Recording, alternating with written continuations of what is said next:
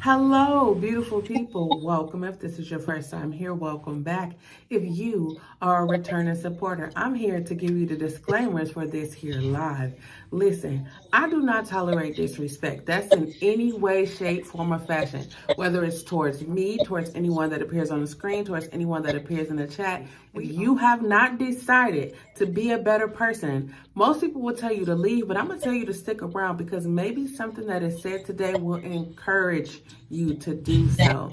Now, I am not a mental health professional. I am just one woman willing to share my personal experiences to let you know two things. One, you are not alone, regardless of how much you feel like you are alone, how many times you have felt that, you are not alone. And number two, you can overcome anything that life throws at you. There will be curse words, there will possibly be tears, but knowing me, it probably will be. And my opinions are my opinions, your opinions are your opinions. We are here to have a nurturing conversations in regards to our opinions so that we will have a better understanding of each other. That's all I got for right now. I hope that you enjoy this nurturing conversation. Let's get to it. Wait. If you haven't already, go ahead and hit that thumbs up button that helps me say suggested on YouTube. Make sure that you type in the chat, also leave a comment, and share it with your friends. That's all I got. Let's get into this conversation. I love you. Hello, beautiful people. I hope that you are having a wonderfully amazing Sunday. Today I have Ifa Deomi. Did I say that Yes, right? yes. I have a guest today on the podcast. Let's welcome her in. Let's welcome her in. Mhm. Welcome. Today, we are talking about the pain of healing, embracing the journey to wholeness. As many of you know, I am on the journey of healing and self discovery. And I am going to say this has been one of the greatest decisions. I've made a lot of decisions in my life, but this has been the greatest decision I have ever made. I've been able to overcome so many things that previous to now would have stopped me from being great or recognizing my own greatness. And I have thoroughly enjoyed the journey so far, and I'm looking forward to more. Do you want to tell them a little bit about yourself? Want me to do it? I always feel like I can say like you are all around creative. You are very grounded individual. I could say all of that, but I will want to give you the floor to introduce yourself. That's fair. Okay. I'm goofy. Okay. I love to laugh. So let's get that out of the way right now. I love cracking jokes. That is a part of my healing. Jokes and laughter. I would laugh all day, honey. But I am a Reiki 2 practitioner. I am an AWOL of E5. I am a mother. I'm a licensed nail technician.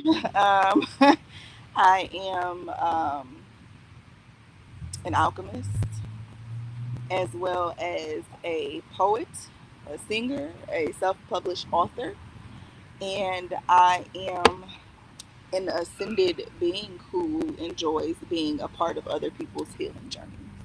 Ooh, I love it. See, I wouldn't have been able to do that justice. I mean, I could have tried, but I mean No, that. it's gratitude each and every time, no matter what. I love to hear what everybody think about me. So I feel like, for real, for Yeah, yeah, yeah, yeah. I definitely wanted to have you on because I know that you. I've seen you talk frequently about healing, and as someone who's on the healing journey, I definitely wanted to invite you on. And today's conversation has come about mainly because over the last couple of weeks, um, I how do I want to say it? So a year ago, I knew that I should have dissolved a relationship, but I'm one for giving people the benefit of the doubt. I'm one for looking at potential and hey, it's going to work. Hi Renee, thanks for joining. That's me. And so I was doing everything I can to make this relationship work. The whole time I knew that it wasn't going to work because I knew a year ago I should have dissolved it. Well, this year I was still trying to make it work. And I sat down and I was just like, you know what you have to do. And so I sent a message, and it's not like I wasn't in a like relationship, it was a business relationship. And so I dissolved the relationship.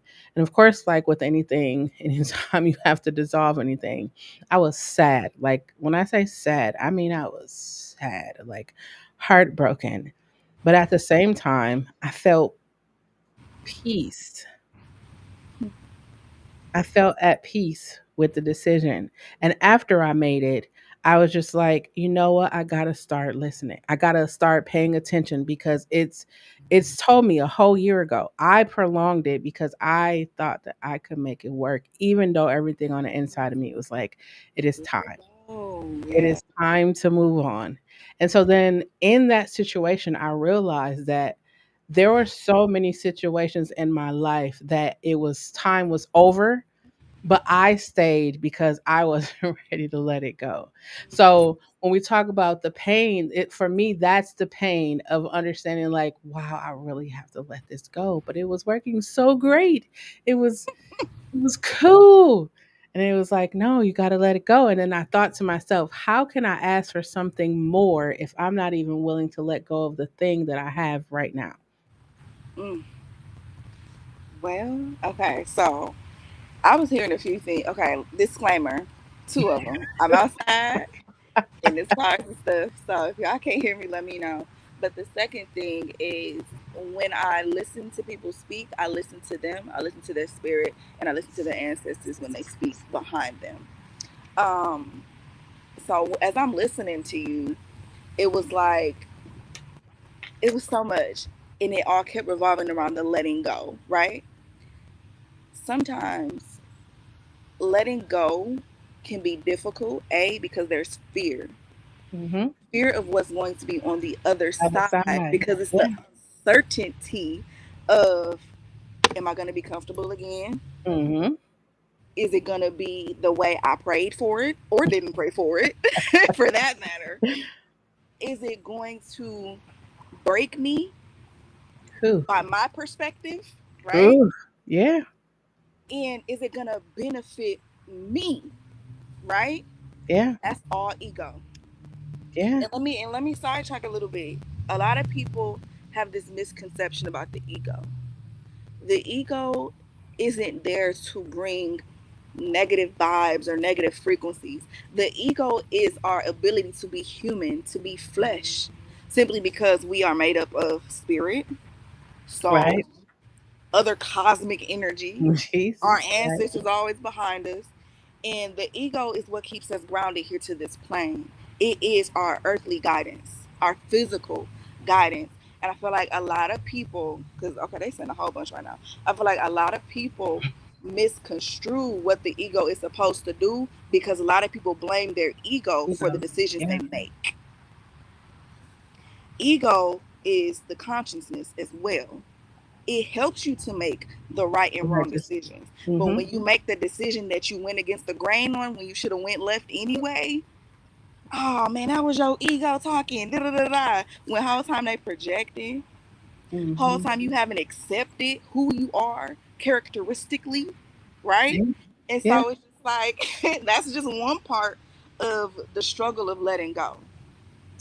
Then not necessarily the struggle of this side of letting go, but everybody processes differently. Differently. Mm-hmm. And we have this made up standard that when I say let it go, you gotta let it go. Or you gotta let it go because I let it go already. Or you gotta let it go because tomorrow you gotta go to work. Or you gotta let it go because you gotta feed your babies that's looking at you in your face and you can't bust a tear because they watching. Right? Right. Why does letting go have to have a timestamp? That part. And so I feel like because everybody feels like you have to rush to let certain things go, it makes the healing process more difficult. As long as there is motion in letting go, Oh, come on. then why are you rushing my process? You might have let it go because You either A, really didn't do anything, or you Mm-hmm. were the victim, or you were the narcissist in the situation. But my letting go ain't gonna look like your letting go. And that should be okay. So yeah. Hi, Famaka. I knew this was going to be a good conversation. I Hmm. knew, I knew it was. That's where, even on the journey of healing and self discovery, I knew like, hmm, I knew before I started the journey that I was going to have to do a lot of difficult things. And when I say difficult things, it was processing through the things that I threw in the back of my mind and I was going to get to one day. And it was like, I'm tired of carrying this stuff around. So let me sit down. And I literally process and allow myself, like, I realized something about grief that no one like taught me.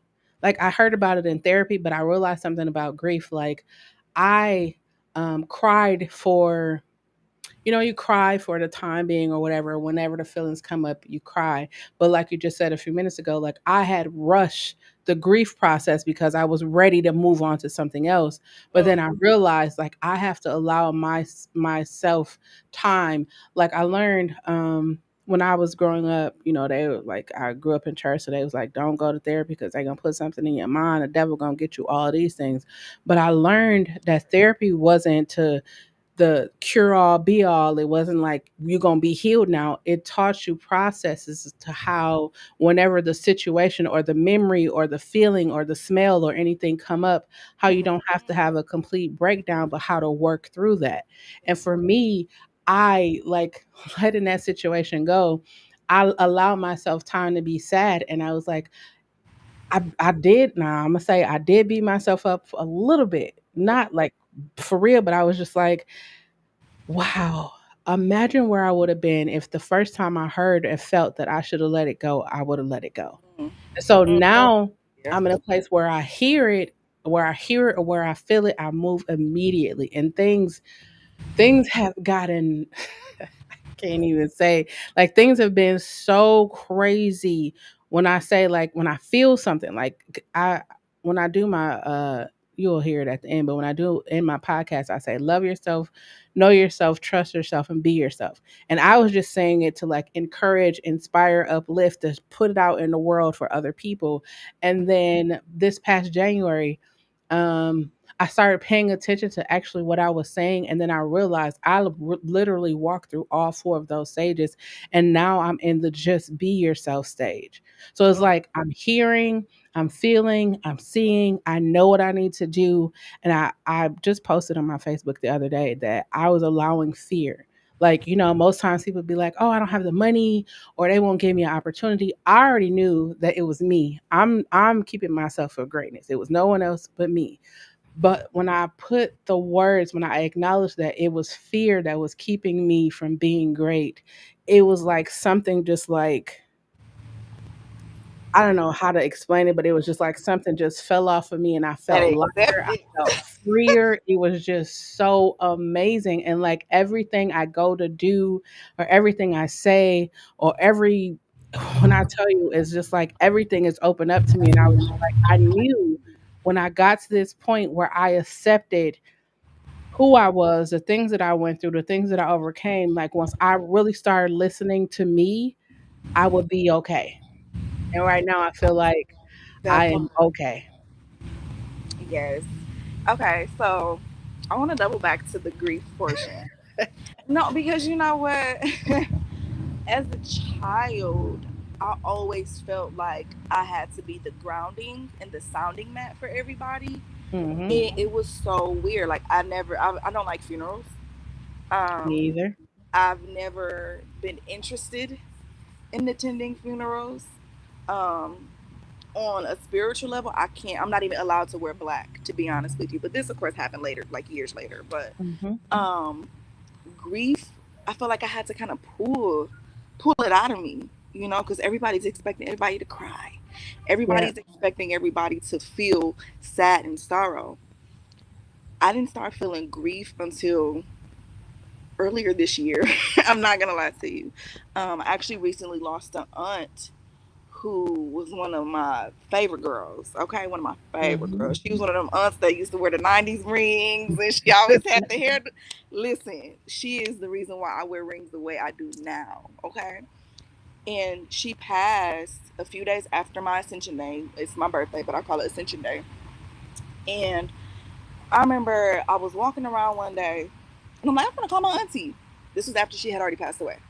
I was like, oh crap. Oh. Ooh, excuse me.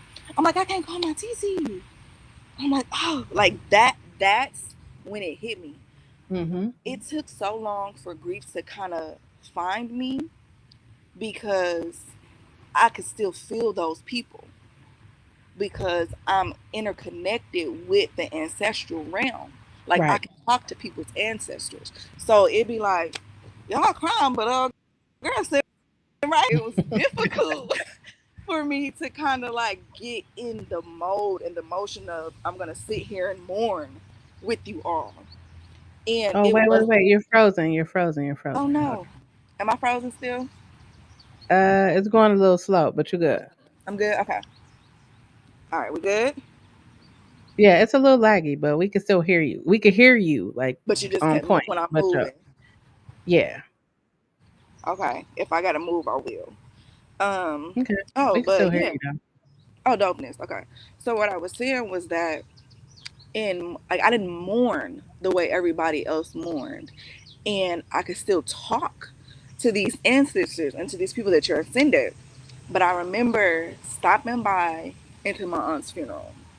I knew I wasn't gonna stay. I just knew I wanted to see her physically before I left or before I went to do what I needed to do before they put her into the ground.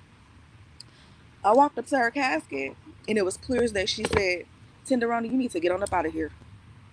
She said, you don't need to be in here with these people. She said, leave. She said, don't stand in my casket. She said, go. And I was just like, oh crap. All right, let me go kiss my mama. Let me say hey to everybody. And I got up out of there. The one thing that broke me was when it was not her time to be placed on my altar. Because I asked, like, can I put her obituary on my altar? She was like, no. Not because she didn't love me, but because when people transcend, there are levels to where they need to go Mhm. in limbo. And putting her on my altar would have put her in a place that she wasn't ready to be. Right. That's what hurt me the most because I wanted to talk to her, I wanted to commune with her, and still to this very moment, she's not up there yet. So it's like she has to work out her own kinks. And I couldn't be selfish to be like, well, I'm putting you up here anyway. Oh, And that's when I first started to experience grief. And everybody, like Kendrick say, I grieve different. yeah. Everybody grieves differently. Yeah. People they go to vices, people go to the water, Mhm. people isolate, people go by themselves, and grief is so sneaky. It could be a song, it could be a Yeah. picture, A you could be smell. kicking it, having the time of your life. And you be like, oh, TT right now, they gone. Like it will catch you and to anybody. And I know I like I said, I'm super goofy and I love to crack jokes. But on a serious note, like anybody that's grieving, don't rush your process. Yep. Don't feel bad that you was happy today and you crying on the way to bed. Because the more you try to go against that current, the more that current is gonna try to go against you. Oh, that's something I wish. Like that's why I do the podcast because I wish like more people like 2021 I lost my father, right? So 2020 I experienced a really bad breakup. 2021 I lost my father and it was like back to back. 2022 my mother almost died. 20 I almost died and it was Oh just man. like back to back to back to back. And so then I was like trying to like grieve, but at the same time I was like trying to be just keep going, just keep going, just keep going. And then I was like, I wish people who have lost a parent would talk about what it feels like to lose a parent. Because so I came here and I was like, you know what? I just lost my father. And the thing that made me understand, you know how parents always be like, we're supposed to go before the kids go. But Right. like I see my mom, and I saw my mom and I saw my dad, and I never thought like, of course we're all going to pass away or however we ascend or whatever, but I never thought my life without them being here. So I, like, when my father died, I was like we were right here, like he was over all the time, we was always interacting. And then when my father passed, I cleaved more to my mom. I wanted to take her to the Goodwill and sit for hours. Like, I just wanted to know where she was, what she doing, what's going on. And then I started to realize that a part of that was fear, because it was like, I lost my father. I don't want to lose my mom. I have no control over it, but I started to realize that it was fear. And then I had to like fall back a little bit, and I was just like, you know what, let me just enjoy the time that we have. Let me just, like, today's her birthday and she wanted to go to Texas Day Brazil, and I was just like, I'm taking you to Texas Day Brazil. And she's like, okay, well, I want to get these shoes too. Okay, we gonna go get these shoes. She's like, well, tomorrow I want to go to the Goodwill. I was like, okay, cool. Because when you think about it, when you're younger, you're just like, oh, I can't wait to get out of the house. I can't wait to be Mhm. grown. I can't wait. And then when you older, it's like, man, I wish I could go back home. Get I sat wish. down somewhere. Look, so go in that room. I would have been in that room. What? How much you need for the rent? Here you go. Like, it's so crazy, the dynamics of it. And for me, it's just like, even grieving, like like me before I had the level one trauma surgery, right? Even grieving the fact that a lot of the things that I previously did, I won't be able to do in the capacity in which I did. Like, even having to grieve, like when you say grief, most people think about someone's dying, but it's like you uh Mhm. releasing, or you're letting go Yeah. what previously was, to accept what is coming in. And I thought to myself, I said, how can I ask for a BMW 528i when I won't even let my Okay. old 2001 Yukon XL go? I won't let it go. It's like it has sentimental value to me, but I'm still asking. I want that BMW 528i, but you won't let that go. And I just, that all fell into me this last week, and I was just like, oh, the pain of letting go, the pain of healing. Like, when people say healing, it's like you got a scar, you're gonna put a band-aid on it, you're gonna put some neosporin on it, it's just Little gonna bit. heal.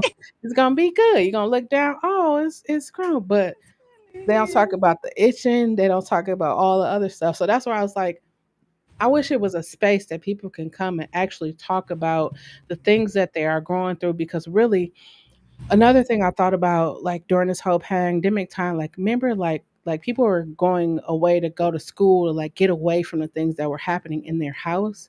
And now we're in a house. We can't go outside. We don't have an outlet. Of course we can get on social media, but that's even like More depressing than it. Well, they have some jokes on there, little funny times, but it's Yeah, a lot, but then, especially. for like a period of time, it was like so many people. Like, every time you scrolled, it was like somebody gone, somebody gone, somebody gone. I didn't even know that they was gone. I didn't even know that they were feeling like that. And that's where I said I want to have a safe space where people can come and express how they feel and just talk about it. Because I realize a lot of times people don't talk about it. It's always, oh, I'm just gonna suppress it because I don't want people to like judge me, or I don't want people to look at me a certain kind of way. And it's just like, listen, we are surviving a global pandemic still presently to this day. Another one on the word. The, now, look, right? You laughing, right? But let me tell you something I realized, right? I went back and I looked at the Spanish flu, right? And when Hmm. you look at the Spanish flu, you see that it was like three big things, Yeah. and then it was like a fourth one, and then it was like nobody ever talked about it ever again. And then we had COVID. It was like a bunch of times, and then it was like, oh, you're in year number 4. COVID is gone. It's over. The president of the United States has COVID. What? During the campaign, It's so many. So less stress. this is where I was just like, you know what? Everything, like, there's so many different alignments, but if you're not in tune, if you're not paying attention, you could miss them. And like, sometimes you'll have to spin a block. Like, sometimes you'll have to spin a block, or if you're lucky, you will be able to recognize it right away, and you can adjust. And that's the thing that I've been realizing. Like, I was the one that was delaying myself from a lot of things because I didn't want to let it go. Like, I was unsure. Like I thought about after I had the relationship, right? I literally posted something the other day, yesterday actually on TikTok. I had a dream that I was out and I was on a date and I was like, I woke up so fast, like, wait a minute, I'm Now not she a woke up. She it said, felt no, that's because it felt so real. Like it felt real. Like I was there drinking the tea and I ain't had tea. I was there drinking the tea and I was laughing and I was kicking. I was like, wait a minute. I'm not on a date. And I woke up and I was like, oh my God, that felt so real. So for me, because I'm somebody that pays attention to that, I was like, "Mhm, oh, I'm about to go on a date. So let me just chill out and because I said like I'm not dating, I'm not doing any of that. But mhm, I knew when it became time, like when it was time for me to like go back out, be outside, I knew that there a sign, like I will have a sign. And I'm not somebody that's like, "Ooh, give me a sign," but mhm." like when you in tune with the universe, you they it speaks to you. Like Yep. you understand. And so I was just like, "Okay, cool." So I made a little joke and posted it up on TikTok and I was just like, I better stop playing because I said I wanted to be a part of the recording academy, and I'm a part of the recording academy. Like everything I literally be saying, I just was like, wow, I should be really careful. But I had already said back in 2020, like when I was in therapy, they said it takes 17 positive things to counteract one negative thing. Mm, If you actually think about that, how many times have you experienced, even scrolling on social media, there's negative, negative, negative, there'll be maybe one or two or razzle five dazzle. positive ones up in there.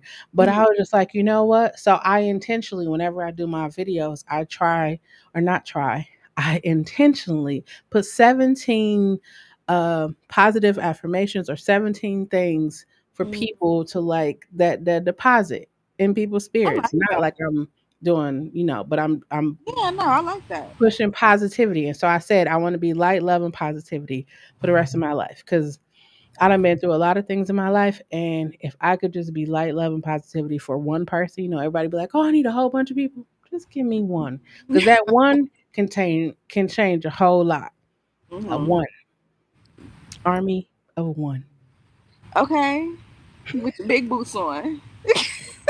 Timberlands, of course, all black. That's how we coming. Okay, That's and all white in my case, but hilarious. it'll be okay. The really crazy thing is for 4 years I've been saying I wanted some all black Timberlands, and I went and got some all black Timberlands, and I put my feet in them, and I felt like I was walking on water, like I Really? was walking on water, like hmm. I'm be trying to figure out how I'm gonna say it, but I've never really cared about what people thought about what I'm about to say, Okay. but I've been through so many things in my life. And I was just telling somebody today, I was molested by the pastor of the church, or the cult. I called it a cult that I grew up in, right? And so for so long, I knew that that was going to be when all the stuff came up and all the stuff I had to overcome and endure. I knew that that was going to be that peace that once I crossed on the other side of it, everything I ever wanted in life or everything I ever had my vision on, I was going to be able to do. So in these last 4 years, two, 3 years ago, I finally said the person's name out loud, and I Mm. finally told like what happened out loud. It was actually here on my podcast, but I actually said it out loud. And I'm somebody that process like it could be in my head all day long, but when I say it out loud, when it comes out of my mouth, it's different. It's like that. It's like a letting go. Like most people be like, when I cry, I release. But when I say it out of me, it's like I'm releasing it and I'm letting it go and just it's just there.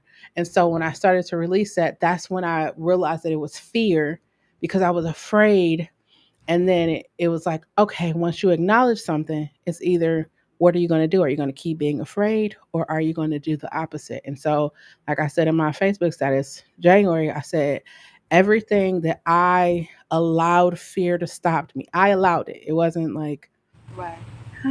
maybe. No, I allowed it So everything that I allowed fear to stop me for from 2020, 2020, 2021, 22, 23, 2024, it's over. You're not stopping me.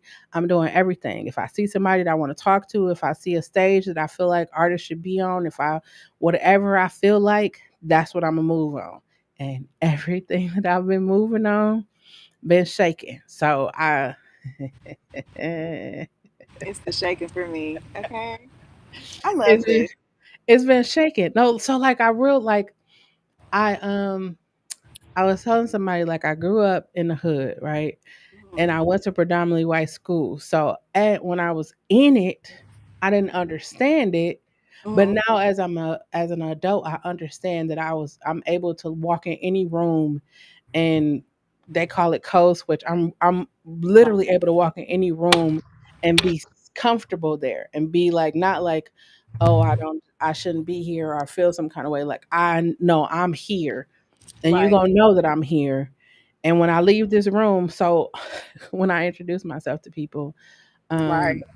as a part of me overcoming fear, I started introducing myself as the greatest music administrator this side of heaven. I know that's right.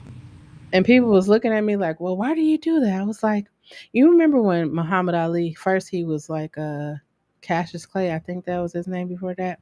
Whatever Hmm. it was before. And then he converted his name, he converted and his name became Muhammad Ali and he just started calling himself the greatest. Hmm. And what did he eventually become? The The greatest. greatest. Okay. You know what I'm saying? So it's a part like manifestation. It's a part of like claiming it's like walking in the greatness of being great. Yes. Okay. So two things.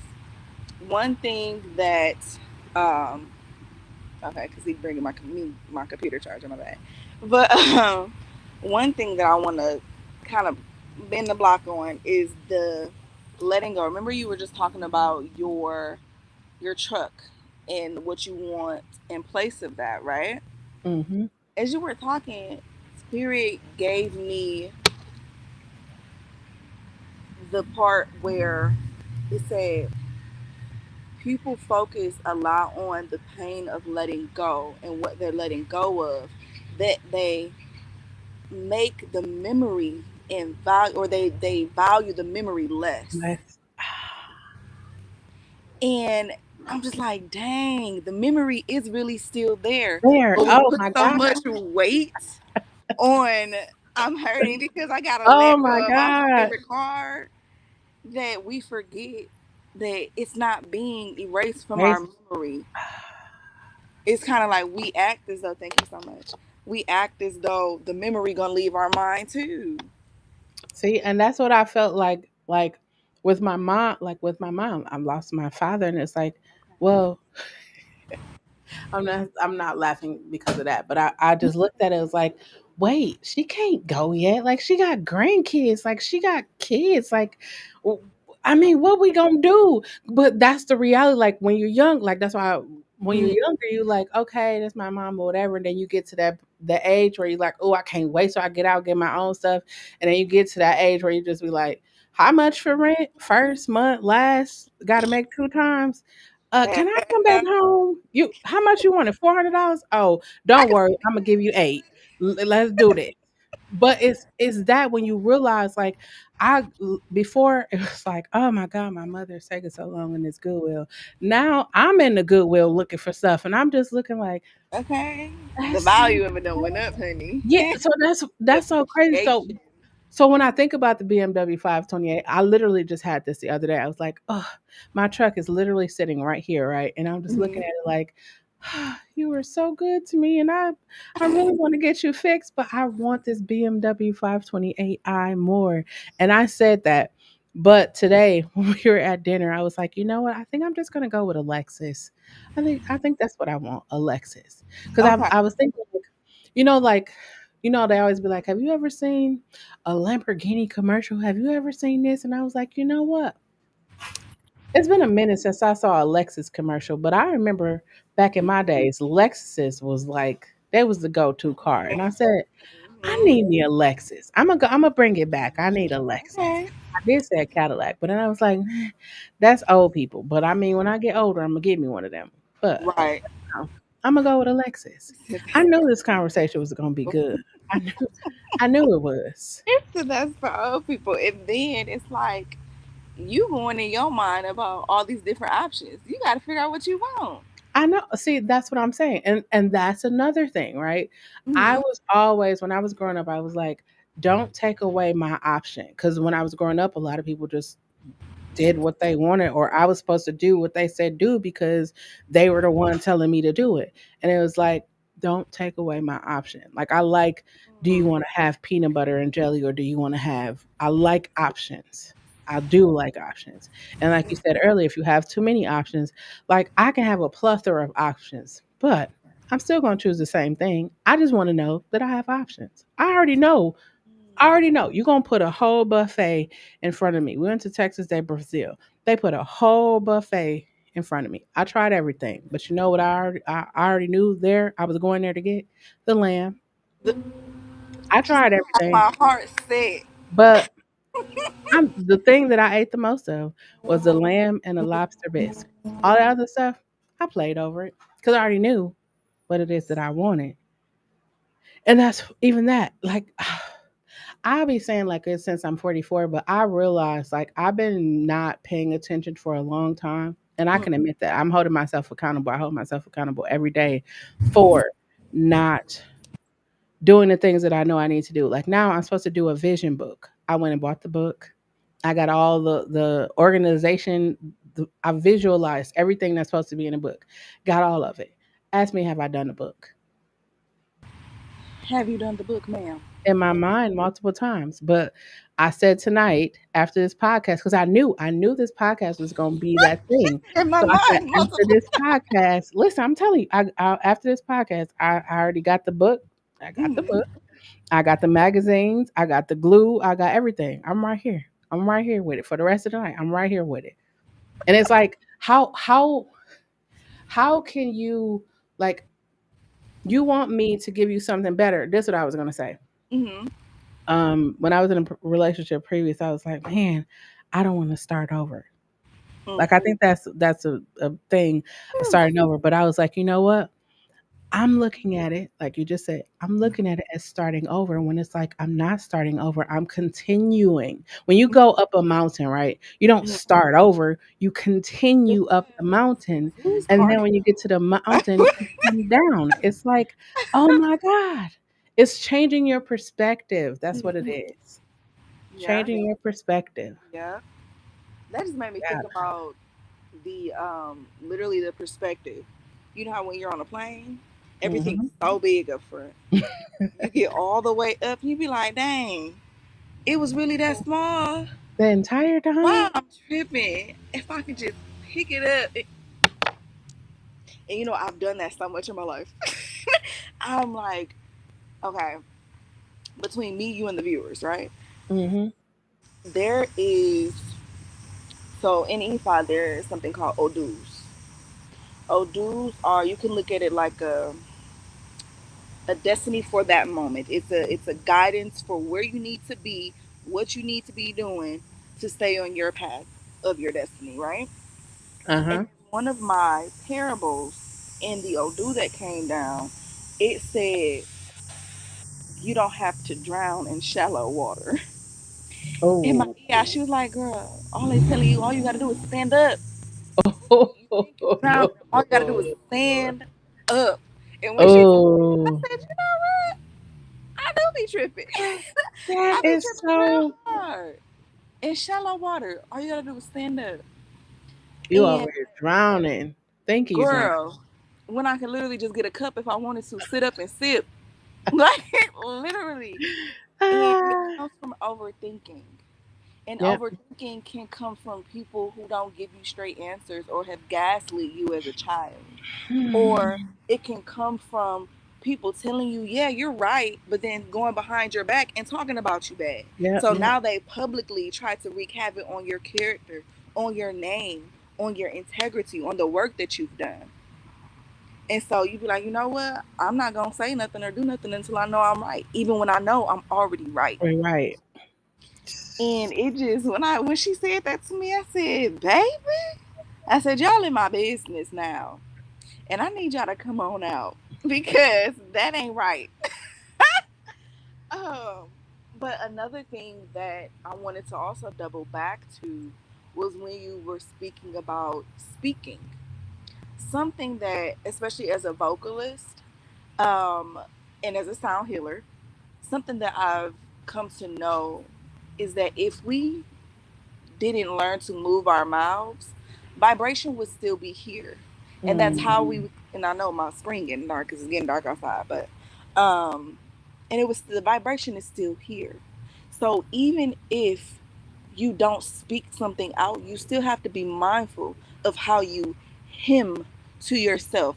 I've hmm. never said that out loud, but that's what Spirit just gave me. So be mindful of how you hymn to yourself. This is Like good. that, I'm sitting here like, dang, that's a word for me, honey. Because even in the even in those, Yeah, there's a vibration that the earth picks up on, and it's like, you know what? I got a reaction out of this being, so maybe I should send some more stuff that keeps getting a reaction because it's really cause and effect. To make yeah, things more digestible for people, I allow it to be, yeah, there's a difference between good and bad, negative, positive, but it's really just cause and effect.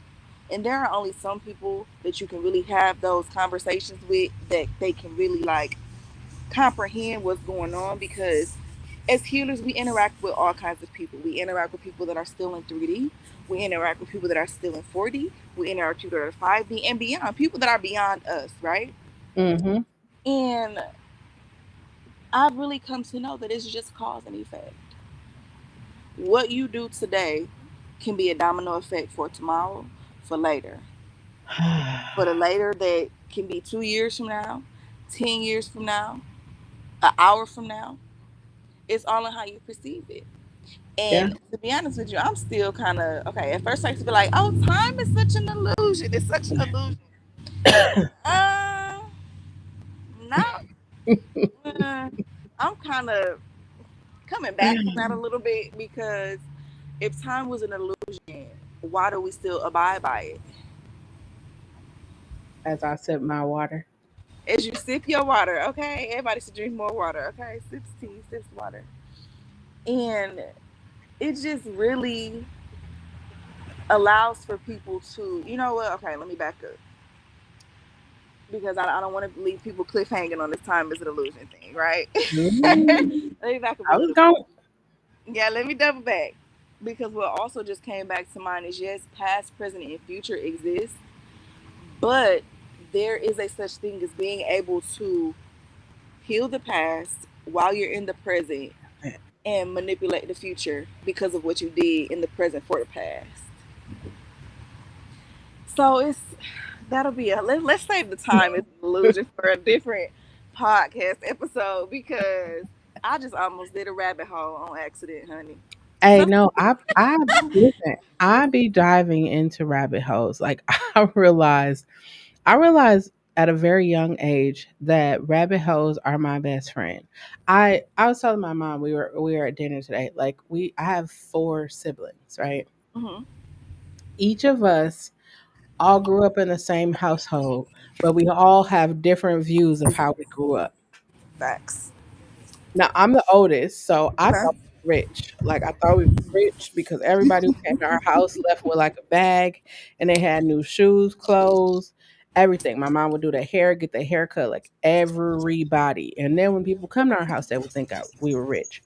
So hmm I was laughing because I told my brothers, like, I feel like our mom knew that I was going to be the millionaire, or she like knew that I was going to be the Okay, rich period. bucket one, because I have never like cared about like non-name brand stuff, and that's not like that, but it's like I always like quality. I like value. I like those things that I like.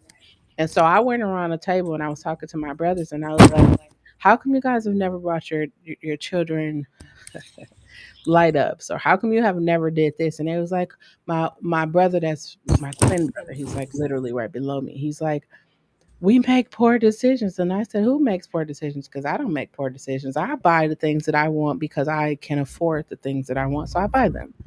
And then Mhm. he was like, well, I said, you buy nothing but name brand shoes and all of your shoe, you have like a shoe store in your house. And he was like, Oh man. well, those are bad decisions. And I was like, so when you go to the store, do you not buy shoes anymore? He was like, no, I just make more better decisions. He said, I'm not paying hundreds of dollars for shoes. Now I'm paying $42. And I was like, oh, That's progress. okay. That's Okay, so I said, "You're not making poor decisions. You're just learning how to value shop." And he's like, "Whatever you want to call it." I'm just, and so we're laughing, and then we look at my younger brother, and it's like, "Well, how much you pay for shoes?" Because when we were growing up, the shoes that you're buying now, they wasn't no 200, 300, $400. They was just like 99, 85 at the most. Now, shoes be $400, and I'm looking like y'all outside with those shoes. On? $400 shoes she you said y'all outside. outside. What they supposed to do? Put them Put in the them in the cage? case.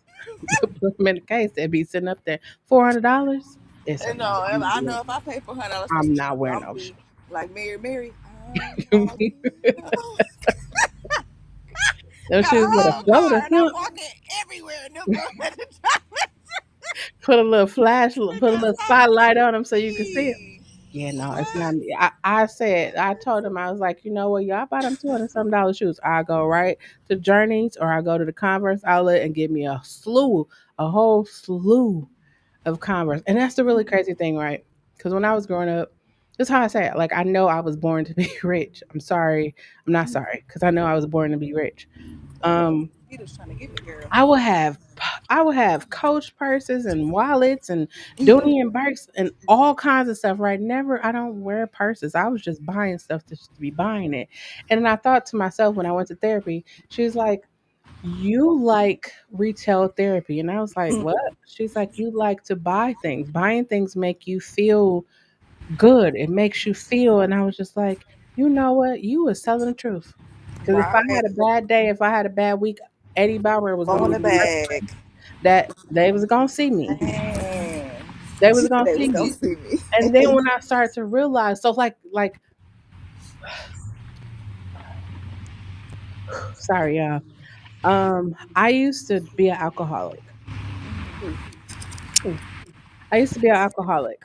And I realized that anytime that I had a stressful situation, I would always have a drink. And I'm talking about like I wasn't somebody that drank chasers. Like I'm having the only thing I never drunk was Everclear. Like I need that strong drink. That I don't need no chaser. I don't need no sweeteners. I don't need nothing. Jack Daniels was my favorite. Jack Daniels, Parmesan, and Don Julio. Those are my favorite, Oh right? man. So when I started to realize that I really had a problem with drinking, Mm-hmm. I was drinking and driving. Mm-hmm. And I was fortunate enough to make it home. I didn't hurt anybody or myself or anything. And so in that moment, I said, I will never drink again. Mm-hmm. And I started, so this journey I say 4 years, but it's actually been a long time because I started to uh, like deep dive, jump down a rabbit hole into why I started drinking in the first place. How did alcohol get introduced to me in the first place? And then when I realized how it got introduced to me, I had to go back and resolve the thing that introduced alcohol to me. And Mm-hmm. once I resolved that, it was like I didn't have a need to drink alcohol anymore. Like I can party or I can have fun or be that person without the alcohol. And so once I like started like things, when you first on your journey, you like Mm-hmm.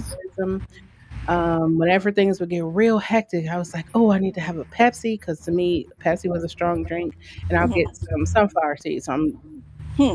the Pepsi, throwing back sunflower seeds, and then one day I was just like, no, because the next thing I'll be is like, well, I could just have a little drink. And then it was just like, no, I just need to like stop. Like I didn't go to A or anything. If you go to AA, please continue to do that. That But part. for me, it was like I needed to get to the root of that thing and uproot it. And so once I uprooted it, I started to realize like that's where for me, that's Mm. where healing takes place. It's the pain of having to go back. But my therapist said something to me when she had me to go on a journey. She was like, "You already overcome those things. You already experienced those experiences. It's just you allowing yourself to feel those things again." And she That said, part. "This time, when you feel them, accept what you feel. You don't have to be afraid." She said, "You already experienced it." And then when I started to think about that, I was just like, "Holy shit! I'm afraid of something that I already lived through. Already I already lived drowning through in it." that shallow water. This is what I'm saying. I already lived through it. So what am I be afraid for? Like when I was telling someone, like I told the YouTube people, I was like, I'm here. I'm doing karaoke. I'm doing these podcasts so I can get comfortable with my voice because I don't know, when someone steals your innocence and you like tell people like, hey, this is going on, and people are looking at you and asking you questions like, why would somebody do that to you, or who do you think you are, or all these different questions, it makes you question yourself like, wait, why am I even talking if you're not going to listen? So I didn't like the sound of my voice. Literally stopped talking for 2 years. And I knew the entire time that I have like, what is the word I'm looking for? I knew that I am inspirational, I am empowering, I am a motivational person, but I knew that that was a hindrance there for me. So I knew like I had to get past that. And so I was like, you know what I'm gonna do? I'm gonna start singing. I'm gonna start doing Saturday night vibes. I'm gonna start doing karaoke. And I'm gonna do this podcast and I'm just gonna talk and get so comfortable with my voice. 2 years ago, after I had the level one trauma surgery, I had polyps on my vocal cords, and it's nothing like being told that you are about to lose something that fires you up, makes you want to use it all the time. So they were like, you need to have surgery on your vocal cords. And I was like, nah, let me get a second opinion. But it was in that going through vocal therapy. And I realized I had a moment where it was like the exact moment when I told the person that this happened to me. It was that moment that made me feel so small. And I said, I will never mention anything else ever again. I would just hold it in. I would never talk about it. And so while I'm in vocal therapy, I am full tears. Like they are literally popping out of my eyes. And I was just saying to Oh. myself, like, oh my God, this is why people should talk about it. Like I know like we don't want people to judge us or anything, but this is why people should talk about it because someone else at this very moment is going through something like that. Like they feel like it's their fault or they feel like they could have changed the situation. I know like I thought change the situation. I thought I was changing the situation. Like I refer this to um I'm a member of the LGBTQI plus A, I call it Mhm. the alphabet mafia, right? And Baby, it's getting and I long, was Danny. and I was telling people like there's this place. It was called Exodus International, and they were telling people that God can deliver. This is my disclaimer. I'm not saying that God cannot deliver. I'm just saying what happened with the church. So It was called Exodus International, and it was having people send their kids and send money to. God was going to deliver their kids. He was going to change them and make them not gay anymore, and all this stuff. And so people were going. People were like believing and hoping and wishing. And so, time had passed. And then Lisa Ling had did a God and the Gaze is what it's called. If you want to check it out, it's on YouTube. It's called God and the Gaze. So she got the man that was over Exodus International, and she got some of the people that went to Exodus International because it was a whole big old thing because Exodus International was lying to people, telling them that God was going to deliver their kids, and their kids wasn't being delivered, and they was paying all this money. They was doing shock therapy, all these different things. Oh no. So when the guy that was over Exodus International came, and the guy that actually went to he was gay, and him and his friend went, and they were hoping that God would change him. And he said all the struggles that him and his friend went through. And for the man, he was like, well, I wanted to apologize to you guys because the entire time we was telling you that God was going to deliver you, me and the other guy that was over it was in a relationship sleeping together while we were telling you guys. And so the man just like lit into him. He was like, my friend, because people were feeling like God didn't love them, so they were doing things to feel loved and like, drugs and all the other stuff. And he said his friend uh chose to go another route where he is no longer with us anymore. And he said, so this whole bleeping time, you're telling me that you were telling us that God was going to do all of this and he was going to do all this, and you had us thinking that this is going to change, and it never changed. And the entire time you was doing this.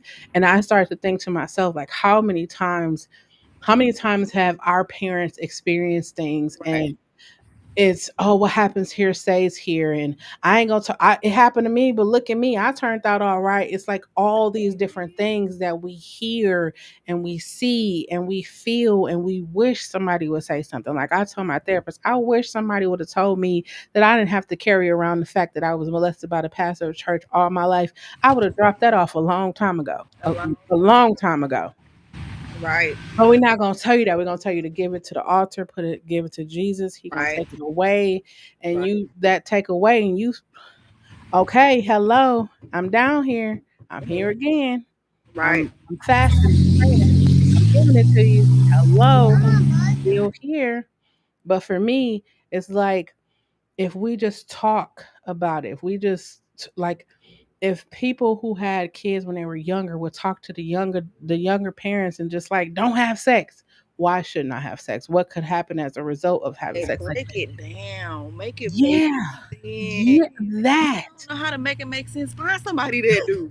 That if we could educate, Oh, like we, yeah. provide the education and provide those experiences. Like I was thinking like with all, the celebrities where it's like this Ooh, person is no longer here with us because they did this, or this person, and people's like, well, they were smiling all the time, or they look right. so happy, and they just look, and it's like those are the people that you really need to talk to. Like I tell people all the time, check on your strong fans, because Right.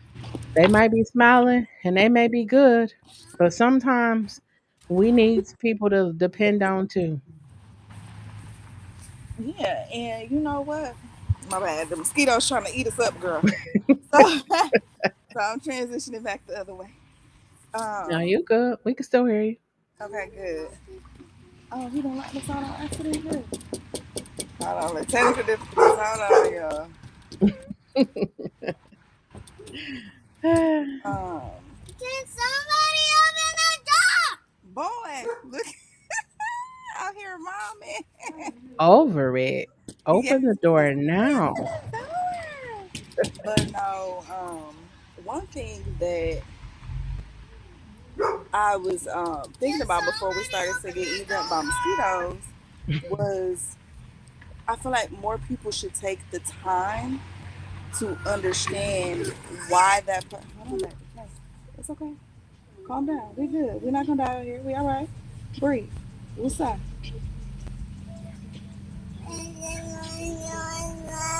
Okay, I'm out here with you though. We good. Oh, Yeah, this is my 4-year-old. He like, I want to stay with you, mama. But is that we as a community oftentimes look at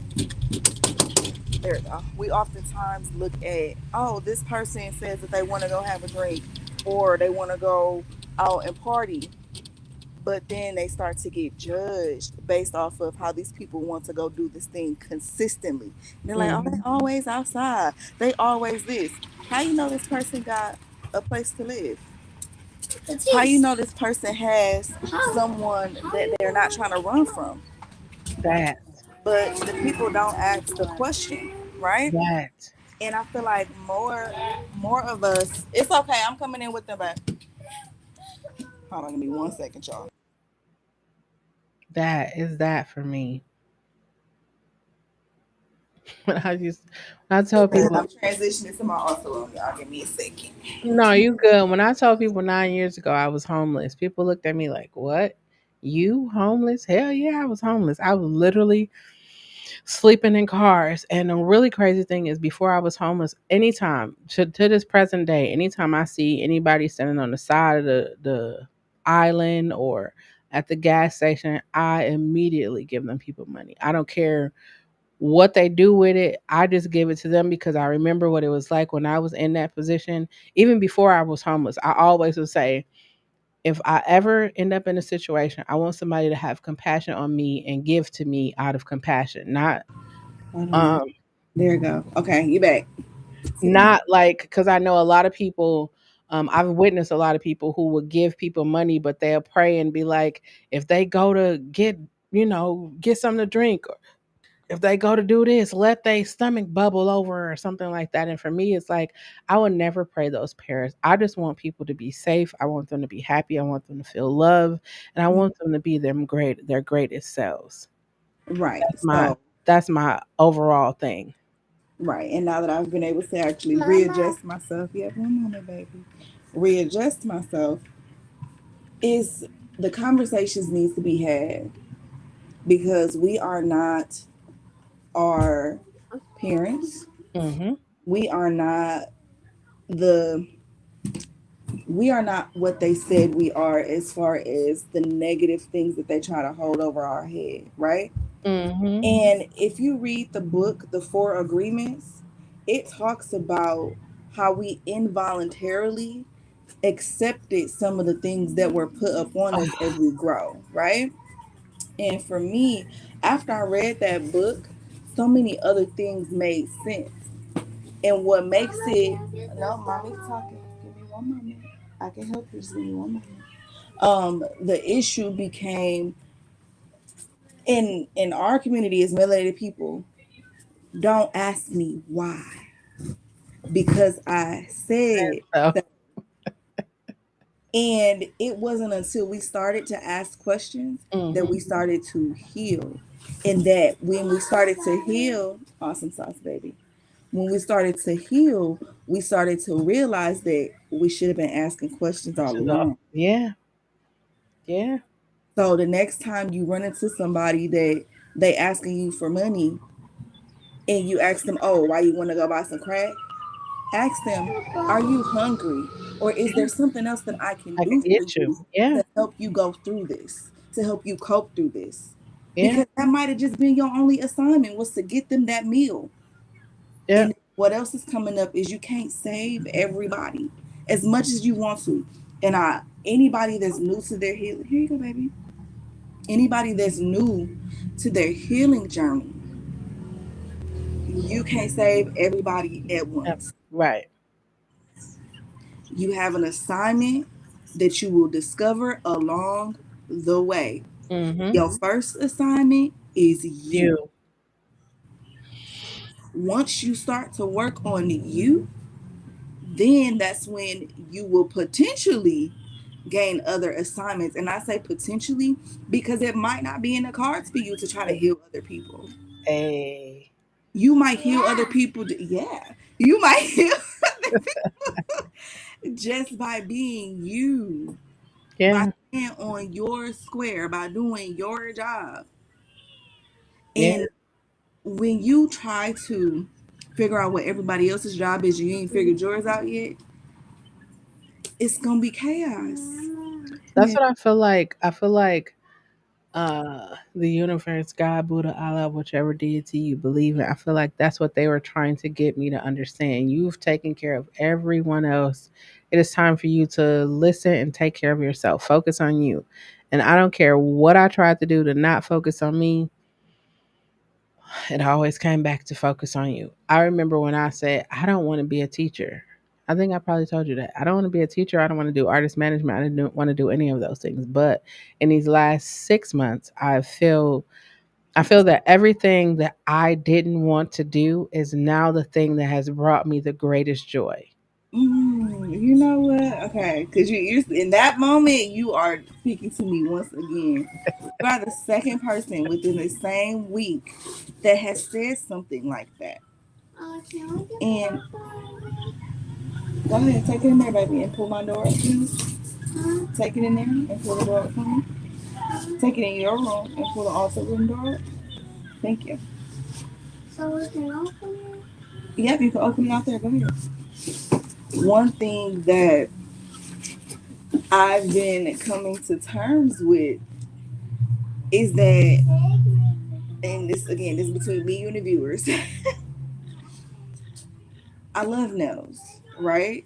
It's always been my therapy, but then it turned into my form of cash flow, and then it became, now I feel pressure to have it set up this way, to do it this way, to meet everybody else's standards, because now they feel like they're entitled to it because they pay me, and then now my home is ran off the income, and now what I need is ran off the income, and it just the cycle, right? Mm-hmm. So it took me from it's my therapy and it's fun to being something that I don't put too much passion in, which is money. So Mm-hmm. now it's just like, I don't know if this is what I want to do anymore, right? Mm-hmm. But healing has been something that I want to do, but I've been afraid to let that be my, what do you call it, my forefront, because of, remember me you was talking off the books earlier Yeah. about the fact that there's so many things I can do creatively Yeah. and talent wise, and I'm just like, I don't know if that's the direction I should go, but there's always something every single day that requires me to use my spiritual gifts in order for it to shift, change, to be accomplished. Whatever, baby. Thank you. Take the whole box. Take the whole box. Like they listen, those my babies. They be like, "Oh, mama, back. Let me go. Let's sit up in there with my girl." We be like this. We be locked in real hard. You know that. We be locked in real hard. Yeah. Sacred, close the door, baby. Thank you so much. And this is the second time that that has come up, and I'm just like, you know what? I might just have to go in the direction I'm being told to go. Yeah. Mhm. Listen, when I tell you, like I was saying to you before, like after I dissolved the relationship, right? I'm on LinkedIn. I usually don't be on LinkedIn, but I was on LinkedIn, and there was this guy. He's doing what I want to do in the city. He's doing it in Chicago, and I was like, you know what? Hell, I'm in the mood right now. So I sent them a message. I was like, hey, I really love what you're doing in Chicago. I would love to connect on, any way that we can. And I sent a message. And so I'm sitting here just on my computer working. And I was like, why does my computer keep dinging? I never heard this sound before. I never even knew LinkedIn dinged. So I went back to my LinkedIn and it's lit up blue. And then the guy had sent me his number. And I was like, when somebody send you, they not like you. I wanted him to respond. I sent Uh-huh. him an email and I wanted him to respond, but I didn't anticipate him actually responding. So Mm-hmm. when he responded, he was like, "Hey, here's my number. I got a few minutes. Can you call me?" And I was, for a split second, was like, "Wait, do I call him now? Do I just wait until tomorrow? Do I say I'm busy?" And I was like, "You know what? No, I'm in the moment." So I called him and he was like, "Hey, I've been checking you out. I love what you're doing. You're in Wisconsin. I'm in Chicago. You should come down and check out the space, and Mm-hmm. let's talk about, how we can work things out in Milwaukee." And I was just looking like, wait, what just happened? Hey. How did, what? I'm just looking at your LinkedIn thinking I should talk to you, and you looking at my LinkedIn saying, hey, I should talk to you. Let's talk to And you. and the Yeah. really crazy thing is, like this morning, I was in Appleton for the Mile of Music Festival, and it was a really great time. Really great time. I Mm-hmm. had said I wanted to do booking. I'm going to offer booking, management, consultations, music administration. And like these are the things, all the talents, all of my many talents that I am talented with. Mm-hmm. I'm going to house them in my one on my music tech platform. But I wanted to offer all these different services, and I wasn't doing it because it was just like, oh, it's so much. It's going to be so much on me. I don't know if I got it. I don't know if I can. But then I was like, you know what? No, I'm gonna hold myself accountable for not walking in that greatness. And then I just was like, once I put that status up, I already knew I couldn't back down from. I can't go backwards. I got to go forward. So the man hit me today an email. I usually don't check my emails until like later today, but I checked my email yesterday. And he's like, "Hey, we're going to be at Brownsville, so if you're in the area, come over and stop by." I haven't been to Brownsville in like forever, like. But I was like, "Let me go on over here." So I'm walking down the street, and people were like, "Hey, congratulations!" All of this different things, and I another thing that I realized comes from um things that happened to me when I was younger. I hated when people complimented me because when people gave me a compliment, it was like, "Oh, you're so pretty," and then things followed after, "You're so pretty," or "You're so smart," and things followed after, "You're so smart." And so I never, like, whenever people would give me a compliment, I would shut it down immediately because it was like, "Okay, I'm on guard. I'm grown now, so you think She said I'm you can about get to the pop pop off." pop real quick. You think something about to pop off is gonna be what it is. Quick. But then I realized that I had attached this to compliments. So I never accepted compliments. And then like this year I like celebrated. This is the most I've celebrated anything I ever done in my life because I had the thing where if somebody give me a compliment, you already know like I'm ready to pop turn off. up, honey. So when I came to that conclusion, I was like, oh no, we got to flip that around. I'm going to start celebrating everything that I never celebrated before. So I've been celebrating. I've been celebrating for these last 6 months, and I was just like, man, how crazy is that? Like, you think, oh, that ain't bother me in no time. They ain't had nothing to do. I ain't feel no kind of way. It didn't mean nothing to me or whatever, right? But little do you know, little bits and pieces of it. It's actually big pieces, but like it's small when you actually think about it. It was like, oh my God, I never would have put those two together. I never would have put that together had I not actually was like, why don't I like compliments? And then as soon as I asked that question, like I closed my eyes and I was transported to that very moment when it happened. And I was just like, holy shit. Right. Yeah. And now I'm out here like, okay, yeah. Next. Yeah, I did that. On Yeah. to the next one. What we doing next? You know what I do? Because sometimes those moments happen when you driving, when you're out in public, when you just don't have a moment to pull out your piece of paper in your journal, ma'am, in your journal. And what I started to do was I pulled a note out in my phone. Okay, baby. I pulled a note out in my phone. And I will write down the question. So in my phone, I have a list of prompts for myself. And it can be the simplest questions. Why did red bother me today? Mm-hmm. Why did I not like my favorite food today? Why did this person looking at me make me feel the way it made me feel? Why did And that I write them all smell down. change my Yeah. stomach? And it's a full list of those questions. And that's actually what helps me be less insecure within myself. And Mm-hmm. it also helped me identify, is that an insecurity? Is that ego? Or is that something that's not even personal, that it's that person? Yeah, and I'm It holding on to allowed it. for me to check myself first. Ooh, And then I to like say, that. okay, I crossed my T's, I dotted my I's. What's left? Mm-hmm. What part can I not control? What part did I not play the role in? What part can I begin to work through now? What matters a part of this right now? What actually matters right now? Right. And is it something that I need to start processing in order to get to where I need to get to? Like, is it really going to affect what I'm doing now? And That. I feel like a lot of us, when we are working on healing, we try to put it all in the bigger picture, right? Hmm? We forget that the puzzle pieces are a little smaller than the picture. And Ah, so today you might have to just focus on why you didn't like that red shirt today yeah. versus the shirt was red, but I think I didn't like it because it was on that person. Like, don't focus on what all of that was. You got to really break it down. Mm-hmm. Sir, I need you to get down. I Thank was you very about, much. I was about to say, oh, be careful. He said, It's like my niece and nephews, boy. he They, said, as soon as "Honey." they see them lights come on, boy, they be all in the TT. Long as the lights ain't on, they don't got nothing to say to me. They don't want to Listen, say they didn't even know nothing. I was outside. Okay. And now that we're here, patience. Yeah, Patience during your healing is everything. and I feel that's something I definitely come to realize because I didn't mean to cut you off, but I you definitely good, come you to good. realize because I was just like, I knew.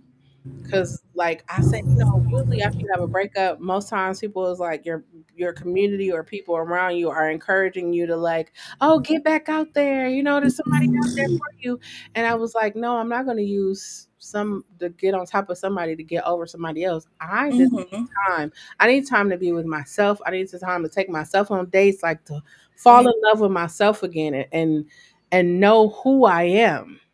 Love myself, know myself, trust myself, and then just be Self myself. care. Yes. I needed that time. And that's why when I had that dream, I was Mhm. like, what? Am I Right. really ready? Okay. I'm not saying I'm about to hop in a relationship. I'm just saying like be outside a little bit more. I'll be outside a Okay. little bit more. But it's just like that was so weird because I was like, I knew like again, when you are in tune, like there are things that like it'll speak, it'll like you'll feel like there's so many different things. I be saying stuff like that and I'd be like, I am in this world, but I am not of this world. Mm-hmm. But it's just like even energies, like when I walk in a room, like I went to a bunch of networking events in Chicago Mm-hmm. this past week, and it was like I was drawn to certain people. Like before, you'll have like if somebody you're just sitting here, and then somebody dropping your heart and your mind, and it's like call them or go by their house or do something, Excellent. Check and on it. you like, it's late, or oh, it's this, and it's like no, that person dropped in your spirit and your being for the exact moment that they dropped. That means pick up the phone, go over there. There's something that they needed you, and we like be asking for it. Oh, let me get an inkling, let me feel, and then when we get it just be like, no, I'll call them tomorrow, it's too late. But I started paying more attention to those things, even when it tells me, like I say, follow your first mind, because a lot of times we'd be like, dang, I should have followed my first Right. mind. But it always tell us like, don't get in the car, don't say nothing, or say this or do this. It tell us what we should do, but we just be like, why would I do that? Why I would I remember do one that? time I remember one time a young a young person asked for my phone number. It was a gentleman back in the days. He asked for my phone number and I was just like, "No, I'm cool." And he just kept on, just kept on, just kept on. And so I remembered I had Man. remembered my god sister had a dude had asked my god sister for her number and she didn't give it to him and he punched her in the face. So I remembered. I said, "Oh, okay. I got a text now number on my phone." So I was like, okay, here go my number. So when he called, it rung to my phone and I was able to answer it, but it wasn't my main number. It was a text now number. So I know your number. I could just block you. But I don't know. Maybe that saved me from getting punched in the face or whatever. Because now people is a little, woohoo. They,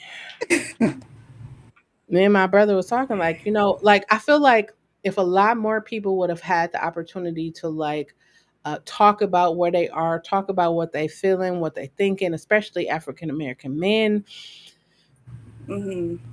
the level of I'm gonna say it because I want to say it. The level of violence, the level of toxic masculinity, the level of all these different levels will probably be somewhat lessened because I don't have to be this in order for you to think that I'm somebody. I could just be Right. me Be and you me. think that I'm somebody and love me for me being me.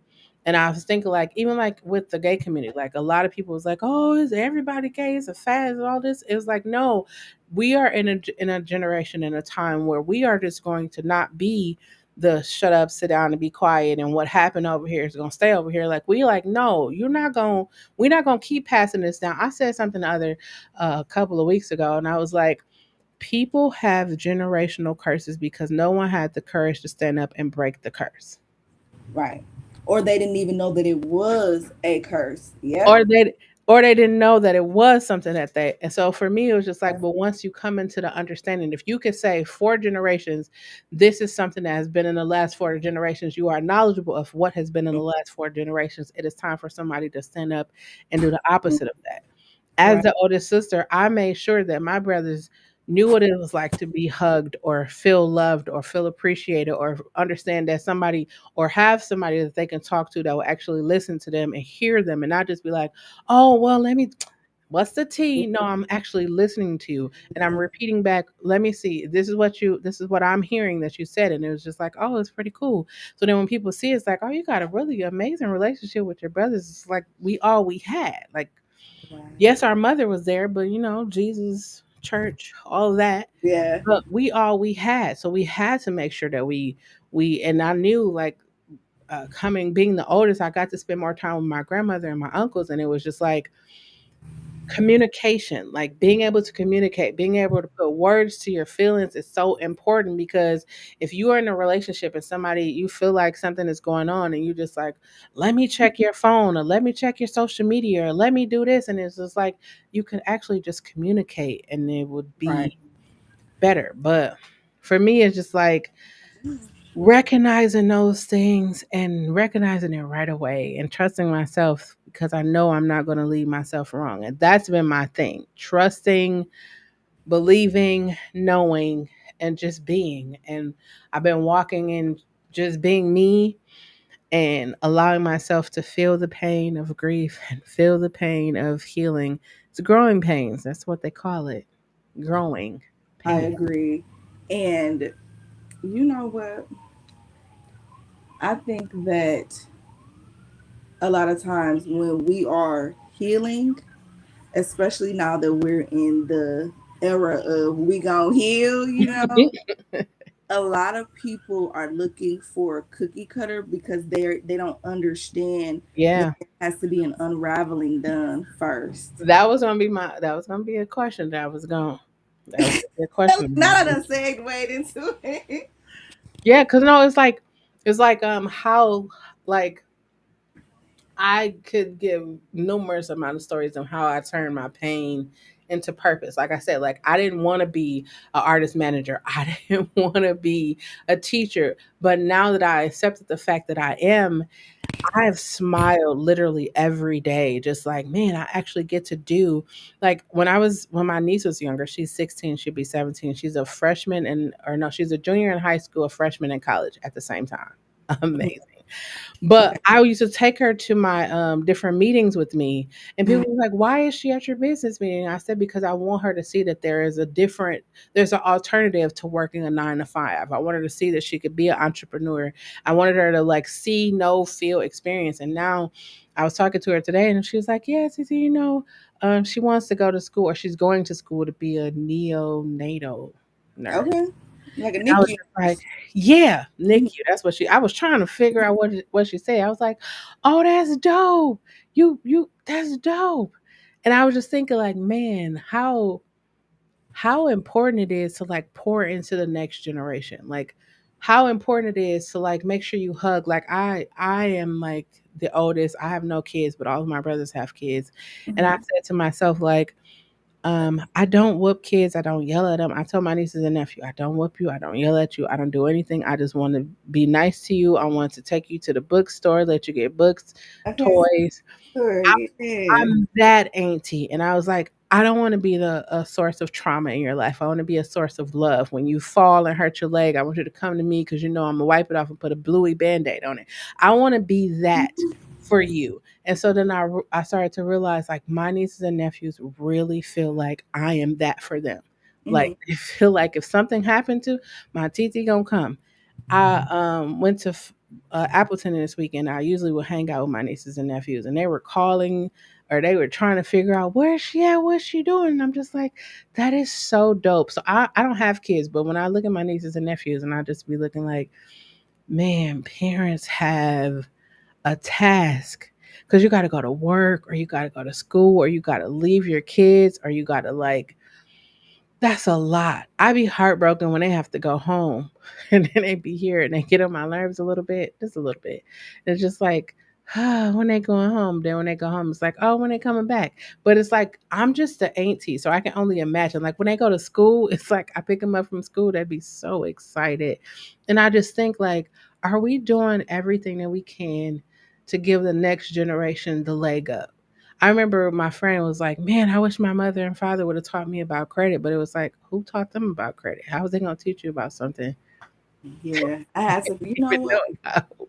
That's a very important point because for a really long time, I felt like there were some things that my mother should have done with me, for me, and Mhm. alongside me. And it took for me to become a mother To to understand it. have quite a few kids to be like, dang, she couldn't give me something she was never given, Mm-hmm. and we tight now, but growing up, it was more so like the high school era for me, Yeah. that it was just like I felt so misunderstood by my mom. And a lot of people say, yeah, love your kids equally, right? Of course, love them equally, but you also have to meet your babies where they at. Yeah. And being a mom of multiples, I got one kid that likes Spider-Man, the other one like Ben 10, the other one like, it's just like, and then I got a girl.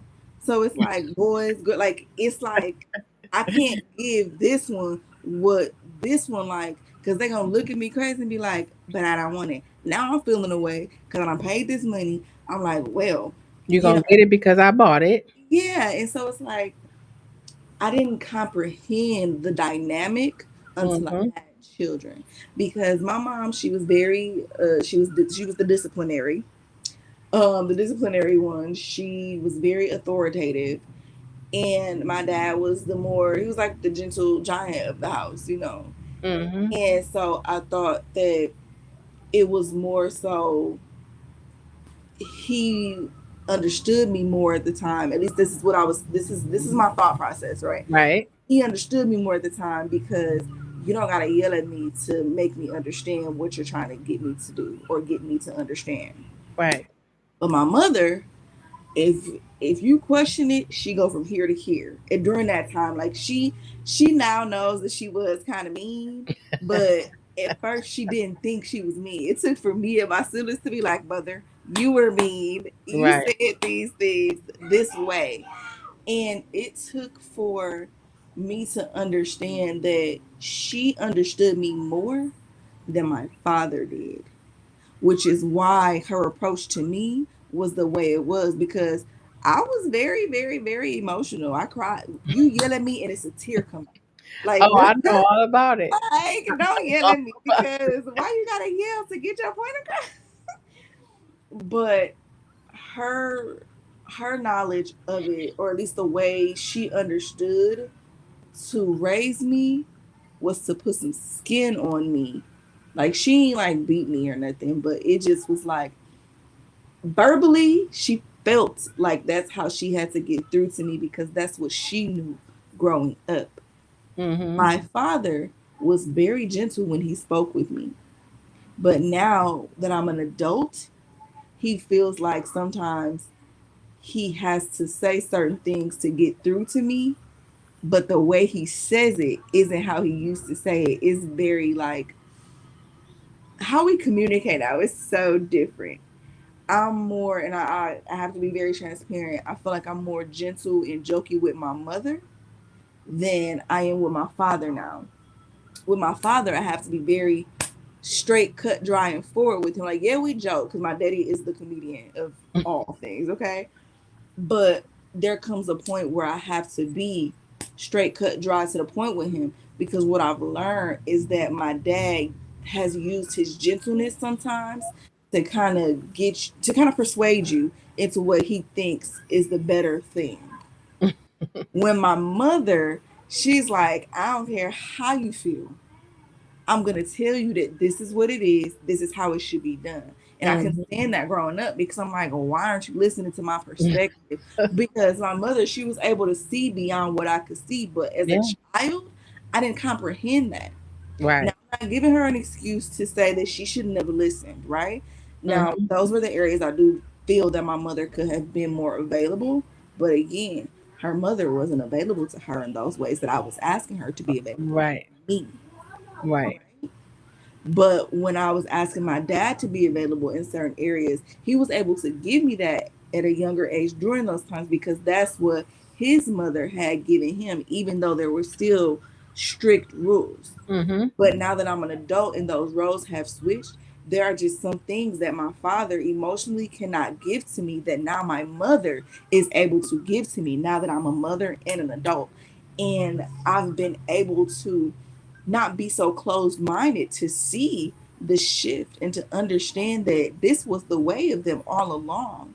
But Yeah. as a growing child, and feeling like I was lacking in certain areas growing up, my lack mind did not see the Yep. abundance of love that they loved in their way to love. Yeah. So I'm just Yeah. like, dang, bringing it all the way back to my personal experience with my children. Yes, they will be loved equally because the love is coming from me, Right. but how I love them has to cater to who they Yeah. are as Yeah. individuals. Yeah. And that's just how we all are as people. So even if it wasn't a mother child dynamic, people in general, you Yeah. always have to meet people. Well, you Well, don't always, but it's a good practice to meet people where they are. Now, I'm not yeah. saying you gotta go in a trap house and pull boo boo out. I'm not Yeah. saying that, It's a right? funny. Because you can go pray for boo boo on the other end in Yeah. your house. It's a no for me. I'll You meet you can at the find boo end of the boo the block. proper professional resource that boo boo gonna need to come out the trap house, right? Right. But I'm saying that to say that everybody's healing journey is not gonna look the same. It's not gonna look the same. It is not supposed to look the same. And that's where along this journey I was like, it's okay not to be okay. It's not okay to stay there though. When you know that something is going on, it's okay to process it, it's okay to grieve it, it's okay to be in that moment. But at the same time, you have to determine what you're going to do to move through that. And a True. lot of times most people don't like a lot of people didn't understand depression. They don't understand depression. And most Especially people if it's you've like never had to deal with depression or that being suicidal. that Yeah. most people don't understand, like, oh, I don't get it, why don't you? But even like when I was before, I didn't understand drinking and driving, right, until I Yeah. was actually drinking and driving, and I fell asleep at a stoplight on Oh, Tatonia and Atkinson, love liquor right there on Tatonia Atkinson. I fell asleep at that light, and I was like, oh my god, I thought I closed my eyes for like 2 seconds. I was asleep for a minute, and I was just like, oh my, I pulled over and I was like, oh my god, I could have killed somebody, I could have killed myself. And I was just like, I wasn't too far from my house, but I was like, but still, you let me make it home, I will never drink, and I will tell everybody about drinking and driving, and I will never, I will be so vocal about it. And I made it home and I was just like, that could have been so different. And the really crazy thing is, because a lot of times the person that's drinking and driving, nothing never happened to them. They just be in shock and they go to the hospital, yeah, that do, oh, that do be so crazy. and then they get popped on the wrist a little bit. Don't drink and drive no more. And then it'd be like 12 OWI. Remember 12th OWI. Don't do it again. Pop another pop on the hand, and it's just like, but I was just like, no, I would never do that again. Cause us, when we be partying and turning up, I got it. I'm just going around the corner, Yeah, no, no, no. going around the corner. I Which said, one? Okay. oh, that's why now I go places. I like to make sure I drive, or I'll catch an Uber or Lyft, because it's a no Yeah. for me. I don't want to put my like when when you're growing up and you talk back to your parents and it was like, oh my god, you don't even know your life is in jeopardy. But like that's it's so many different things when I think about when I was younger that the older people used to say, and now I'm just like, that makes it. We laughed about it at the time being, but it makes so much sense why they're so like. I'm gonna do a podcast episode about touch starvation, where a lot of people don't even get hugged. They don't tell people Mhm. like. I was talking to my niece and she's like, Titi, why you always say I love you at the end of the conversation? I said, because for a long period of time, especially during COVID, people was like, oh, I didn't get to tell the person I love them. They never knew that I loved them. And I was like, you know what? At the end of every conversation I have with anybody, even when I in my lives, I say, I love you.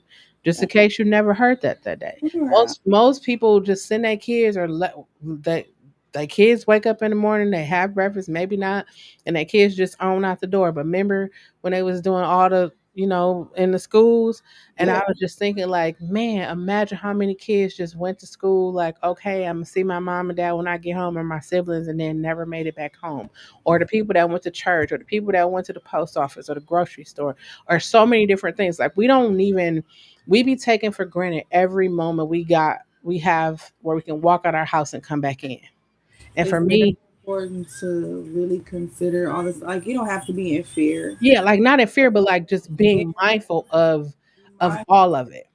prepare before. Like, just stay prepared in the Yeah. sense of these are things that should be in a housekeeping rule, like a house loving rule. In general, it should be innate. You Yeah. shouldn't have to think about like, oh, what if you don't come? Like, it should really just be that. It should just be. You just know, like, not, oh, I love you just because, like, I'll be like, I real life love you. And if I say I love you and they hang up on me, I'm calling back. Excuse me, I said that I love you. And they be like, oh, okay, now everybody be saying it. And I was like, we should hear it. I say it here, like, we should hear people say that I love you, and not just because, oh, I love you, what you could do for me. I love you for the thing you bought me. I love you because you liked my social media stuff. No, I genuinely love you, and I want the best for you. And whatever I could do to assist you to get there, I'm willing to do. But you gotta work with it too. You just can't Yeah, you be gotta me. do your part. Everybody gotta do their part because That's you're doing your that's part. part of the reason why I didn't want to be an artist manager, because I was like, Mhm. artists have this perception of artist management which is warped to me. Okay. It's warped. It's like, you're the artist manager. You're supposed to make sure I get booked. You're supposed to make sure I do this. But it's like most artists come with nothing. And I'm not saying that their music is nothing, but I'm saying, Yeah. like, you have no plan, you have no goals, you Yeah. have no money, No you have content. no ambition, content, you have nothing. I'm just supposed to be like Jesus and make you into a viral sensation. And it's not saying that I can't do it, but at the same time, it's just like, all you want to do is create the music. I get it. At the same time you're creating music, I'm supposed to put your image together. I'm supposed to do all of this.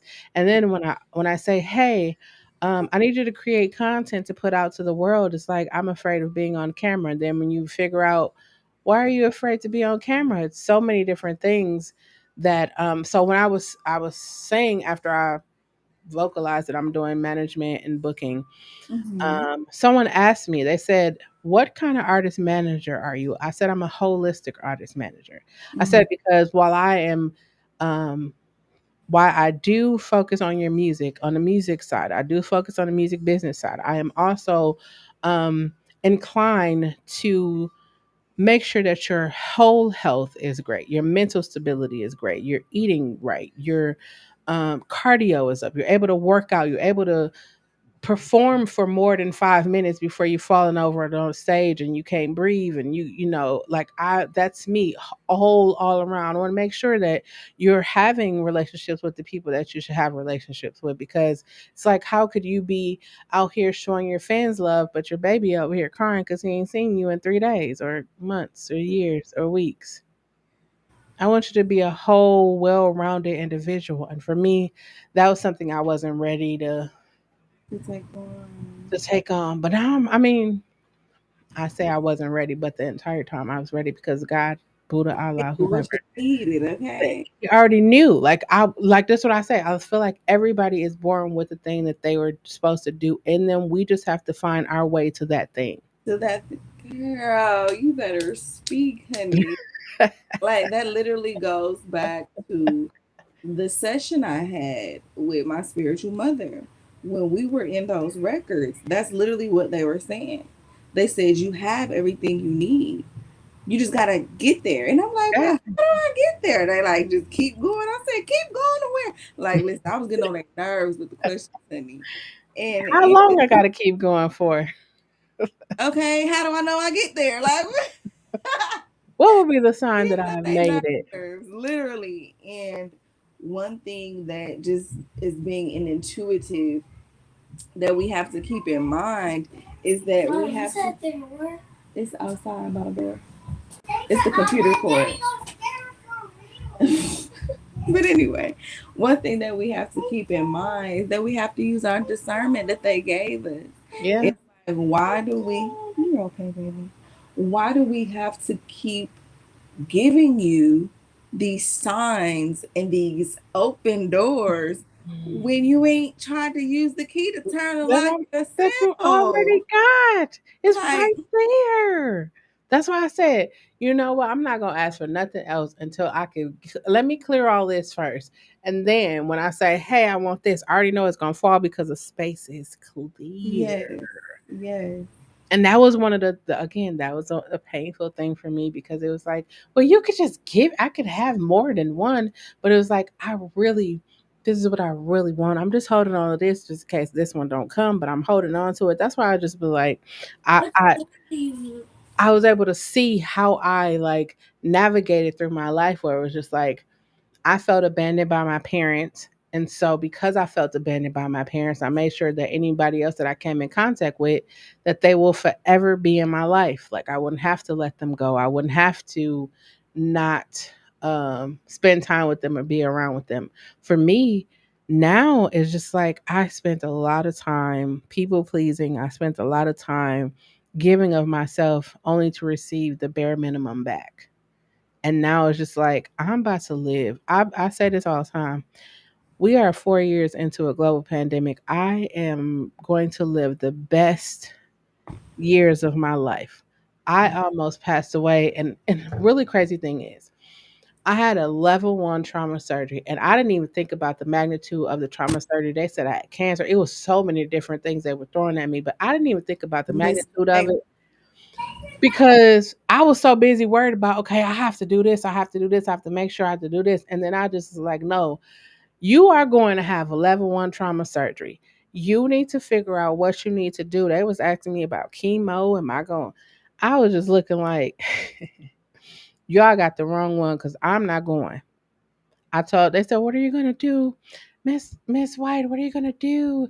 And I was like, oh, I'm gonna be so high. I don't smoke right now. Let me get at you this. said you're gonna be so. I do not smoke right now. I don't smoke. I don't drink. And I was like, you know what? I'm gonna be so high because I felt like I lived my life. Like I did everything I wanted to do except for visit Greece, Saint Lucia, and Africa. But as long as I'm alive, Okay, put me in the suitcase, honey. What? I'm gonna be. Listen, I'm going. I'm definitely going.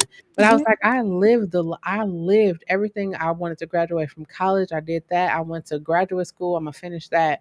But I was like, I did everything I wanted to do. I just don't want to go out in pain. I want to go out happy. That part. And That's will. what I want to do. And so And then, like, I had to tell my family, like, it was so much. I didn't even, the really crazy thing is, this surgery happened in 2022. And some people, when I say that I had a surgery in 2022, they look at me like, wait, what? Because I mhm, didn't even tell, like, I didn't put it on social media. I didn't do anything. I told, like, my mhm. community and I told YouTube because Yeah. they've been on the whole journey. But Yeah. other than that, like I sometimes even forget until I get that little pain and I just be like, oh yeah, you can't, you gotta be careful. But no, I just think about like all that I've overcome in the last 4 years. Just the last 4 years. And I'm just like, I am truly walking in greatness. I deserve it, I desired it, and I'm walking in it. There's no other option. Just to There walk. is no other option. And what I just want people to stay consistent in the journey. Yeah. Stay I didn't consistent. even have to ask no questions because we done already like Yeah, we been stay consistent. Okay, so aside from stay consistent, what I will say is that because the other question can follow up as well, how do I stay consistent? consistent. Yeah. Right?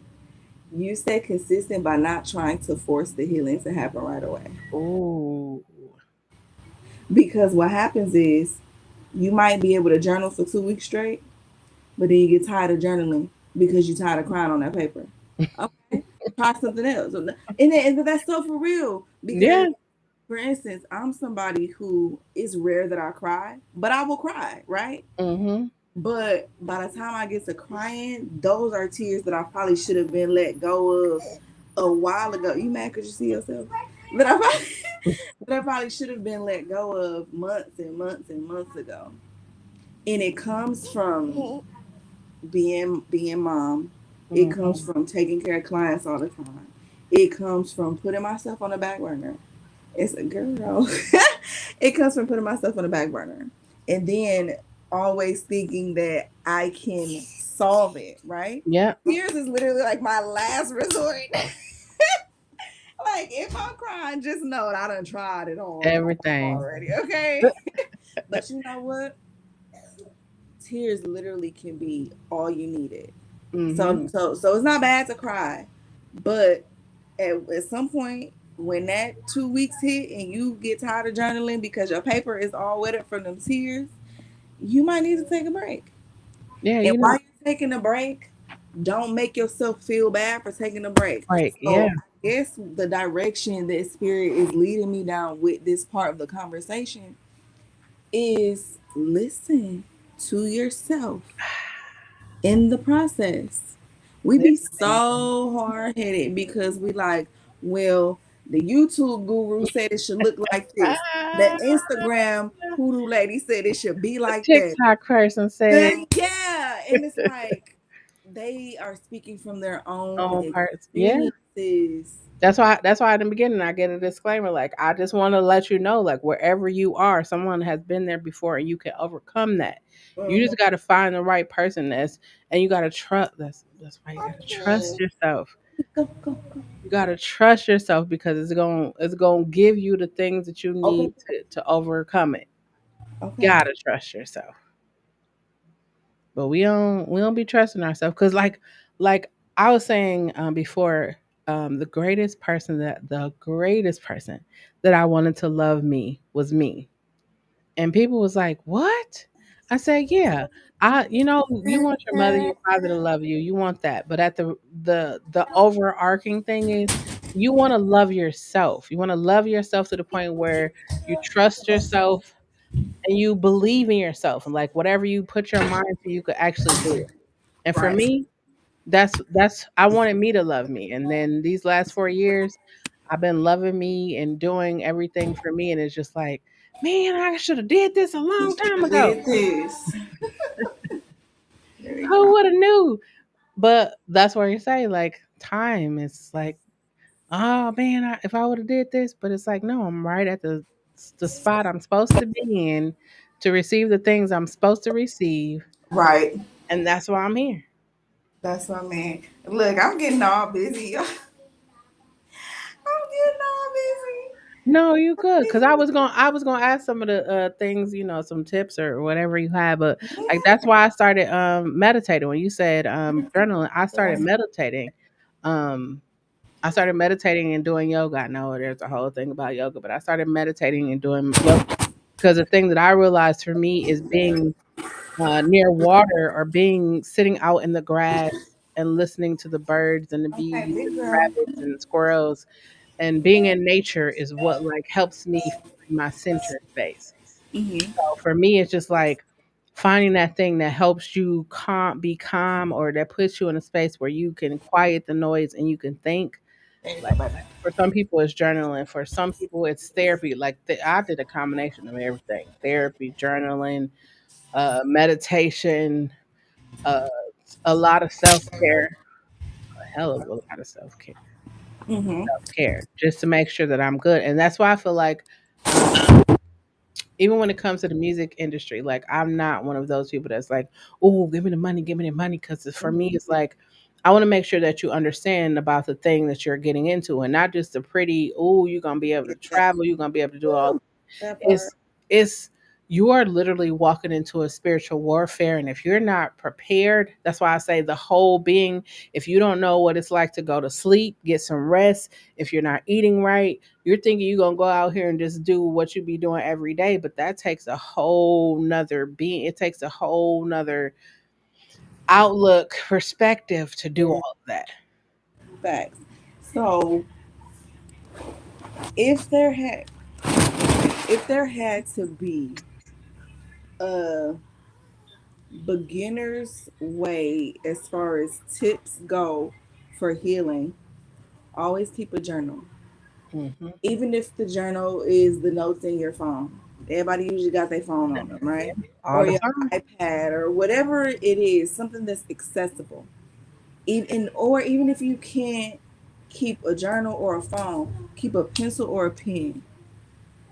because when you are in the moment of working or you're busy, your routine day to day, we often back pocket those things Yeah. that we really need to work through. Yep. So I always recommend a journal so that you can revisit. And then the journal is is very accessible, but it allows for different forms of healing. Feel it. You Yeah. can burn the page. Thank you, baby. You can burn. All right, thank you, baby. You can burn the page. You can you can burn the page. You can write sigils on the page, like healing sigils on the page. That is a little more advanced, but that's something you can do. You can draw it out. Mm-hmm. You can scribe. Scribing is a form of connecting with the higher self, your spirit team, your ancestors, God, and allowing them to kind of flow through you as a vessel and write those things out. And you can Mm-hmm. manifest with that as well. And so I also want to get into like kind of doing scribing sessions with people. So I'll kind of touch base with y'all about that a little later. But scribing in a journal is good as well. Or you can do a past present type of thing. You can do, sir. That's that Okay. mom look. You already know that's sacred. Sir, long pause. So, Get it together. okay, because they in there yelling back and forth. Sacred, he get that's a Leo. He turn up real quick when something ain't going his way. But yeah, keep a journal. Water, water, water, water. What? Okay. Water is vibrationally cleansing. Mm-hmm. It's vibrationally soothing. It's vibrationally healing. We literally need water to survive. Okay. Yeah. Sometimes the half our problems is because we're dehydrated. Like, and I know it sounds crazy, but sometimes that's all you need. Some water. Is some water. Thank you, baby. Okay, pretty girl. But some go put on the charger. Oh no, mommy don't want. Oh, mommy don't want. Her said we're gonna Oh. get this. She said you gonna get this work, honey. But yeah, tell everybody hey. Water. So there's a thing in Ifa. It's called tutu. So it's keeping it cool, keeping a cool head, keeping the mind cool. And we use water, fresh water, to help make sure that your head stays cool. Keeping the it's like you know how people be like hot headed. You know people be hot headed and Mm-hmm. they flying off the handle. It is a principle to keep a cool head. And so you can take yourself to the water. You can do spiritual baths. You can turn your water into tea with herbs. Um, Rainwater. I love rainwater personally. I actually collect rainwater and I use that for sacred head washes. So you can actually use the water to wash your head and you can infuse herbs with your intentions. You even if you don't know how to put an intention into something, which is semi impossible, but if you just think about it, if you think about it and you just be like, okay, God, here goes some herbs. Help me figure out what to do with them. Or I got these herbs. I don't know what to do with them, but I'm going to put them together because all I know is that I need help. I need healing. Herbs can hear you. Plants can hear you. God, universe, creator hears you. Sometimes all you gotta do is open your mouth and speak. Remember how I was talking about the vibration of Yeah. the throat earlier? Yeah. Everything is vibration. So speaking life into a thing animates that thing, even if you can't see it with your naked eye. Yeah. Water. The next would be candle. So literally using the elements. Mm-hmm. So, oh man, somebody is hurting outside. But anyway, candle. Candle helps to light the way. So it can literally be the beacon that you needed in your healing. Your ancestors, most ancestors like for people to keep the light on, to find their way to them, to be able to guide them and show them and give them those signs that they need. And Right. once you get a little more advanced, the flames talk. So a steady flame, especially when you're praying, that flame is listening to you. So it's carrying your voice to where it needs to go. It's Mm, carrying your prayer to mm, where it needs to go. A flickering flame is talking back to you. So now you sit and listen and you pay attention. So that's like a little more advanced, but the more you go into those things, the more you'll be able to see those things. As an earth sign, to me, there's divination in everything. From the way the birds flock, from the way the water dripped on my forehead one day, from the way I might have tripped up the stairs because I done skipped the stair on accident. Like there's so much divination in everything.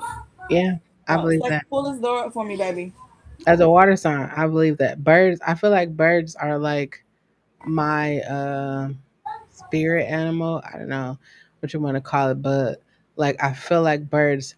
Like I've since I've been in this house, I was homeless. I've been in this house for 9 years, right? I've seen blue birds, yellow birds, red birds, brown birds.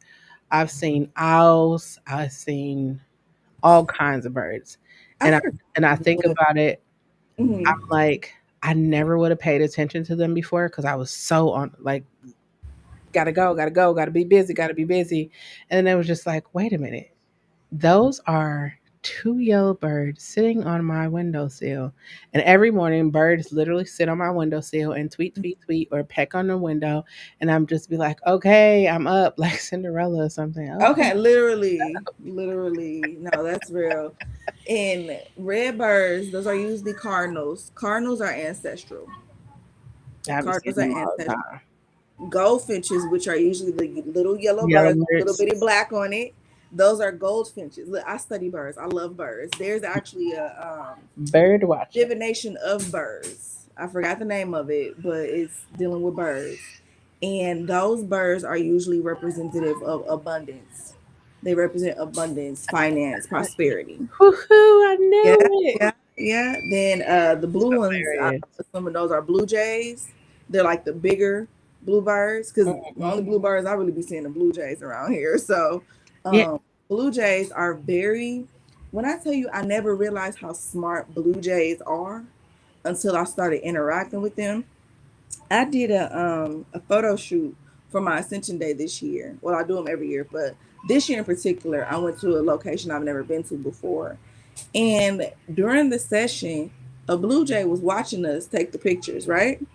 And we know he was watching because he flew across, and then he flew behind me, and then he flew in the front, and then he flew on another branch and just sat.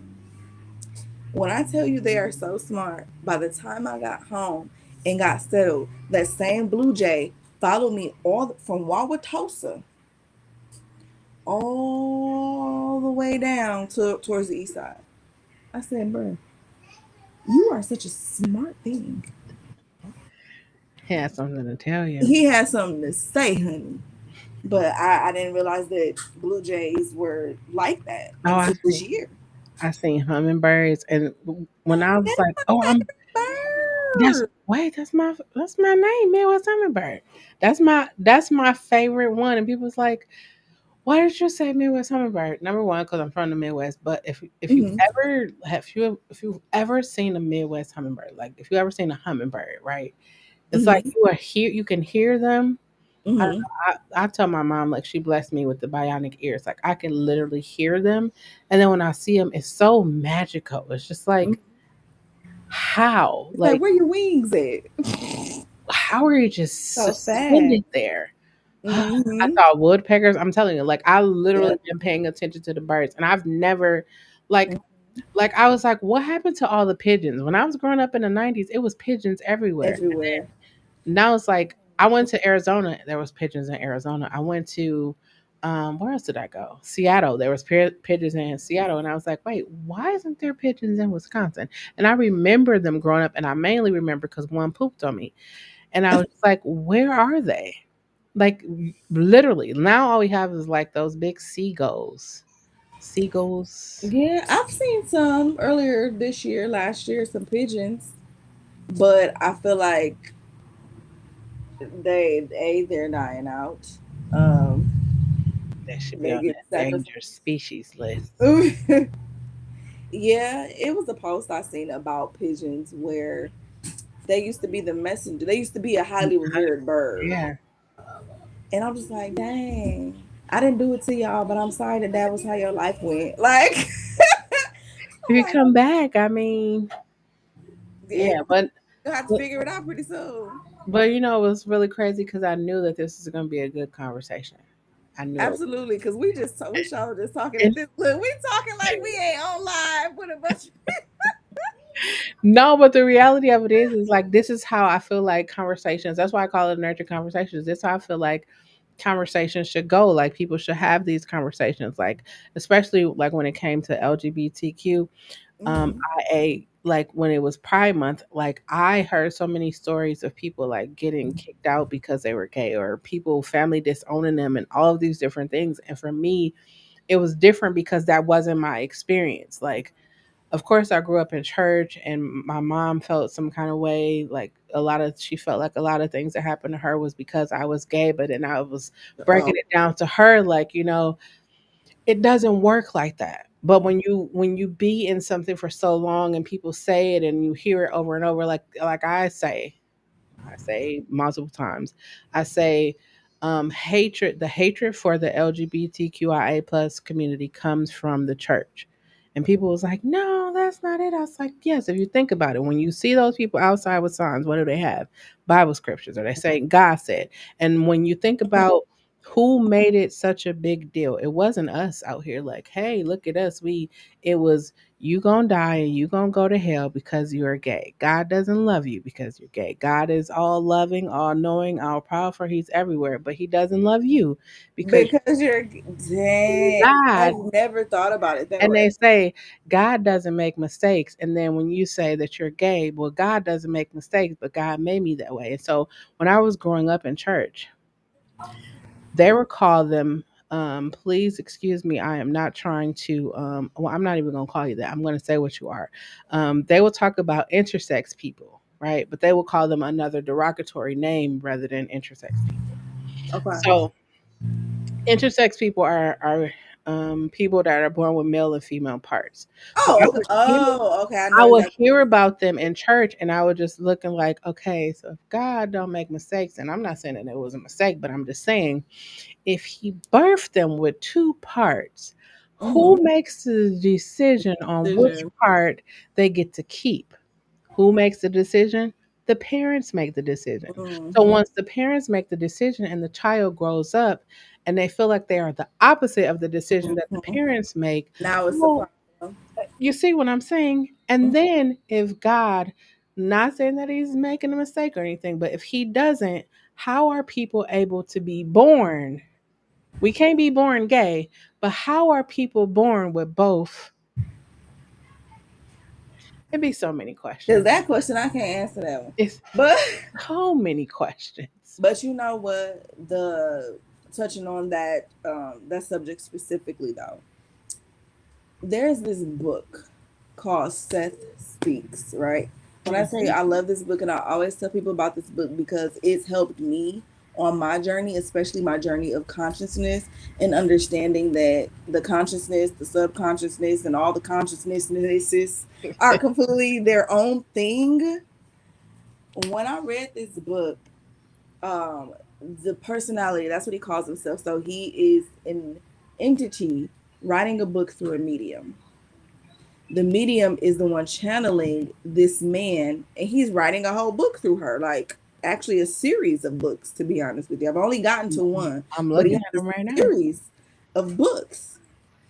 And he said that people, when they decide to reincarnate inside of another vessel, they can at times still have the memory of who they used to be.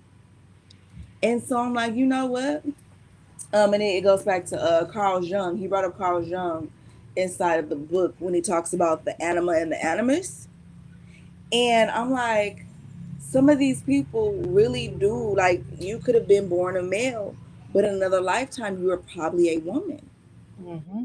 And that doesn't mean, like, when people say I was born this way, like, everybody's entitled to how they feel.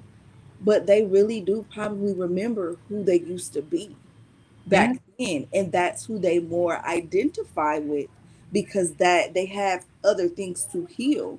which is probably why instead of coming back as a woman, they came back as a man, because as a woman, there were things that they had to deal with from men. And Ooh. so it's a whole loop of things. But after reading that book, I felt like I had a little better, deeper understanding as someone who is heterosexual. I felt like I better understood people who are in that community because I've always loved. Okay, listen, had a whole gang of friends, still do, but it was like there were some areas I couldn't relate to them in because I just didn't understand, Yeah. right? But I didn't devalue or take away from their journey or their path. I'm not going to tell you that you don't feel that way when this is clearly how you feel, right? Yeah. But that book broke it down so cold where I'm just like, dang, they really probably don't know why they identify as this because this is their past life and they can't separate the two. Yeah. And their past life was like, I didn't ask to be no man. I didn't ask to be no woman. Like, what you This is not us. talking about? I didn't sign. I didn't pick I this body. I didn't say, they "Hey, picked the let me be." body, but my soul might have signed up. Like, it Yeah. gets so deep, sis, that it's like that's why I can only have certain conversations with certain people No, because listen. it's so I like totally get it, and that's why I be, I don't be. she like this is why 'Cause you here. listen, Look. because I be jumping down a rabbit hole and people be Mm-hmm. looking at me because some people they can't go there yet because they're just starting to like understand. So Mm-hmm. like I mentioned the whole intersex thing, people can't phantom in their mind that people actually exist like that, but they actually exist.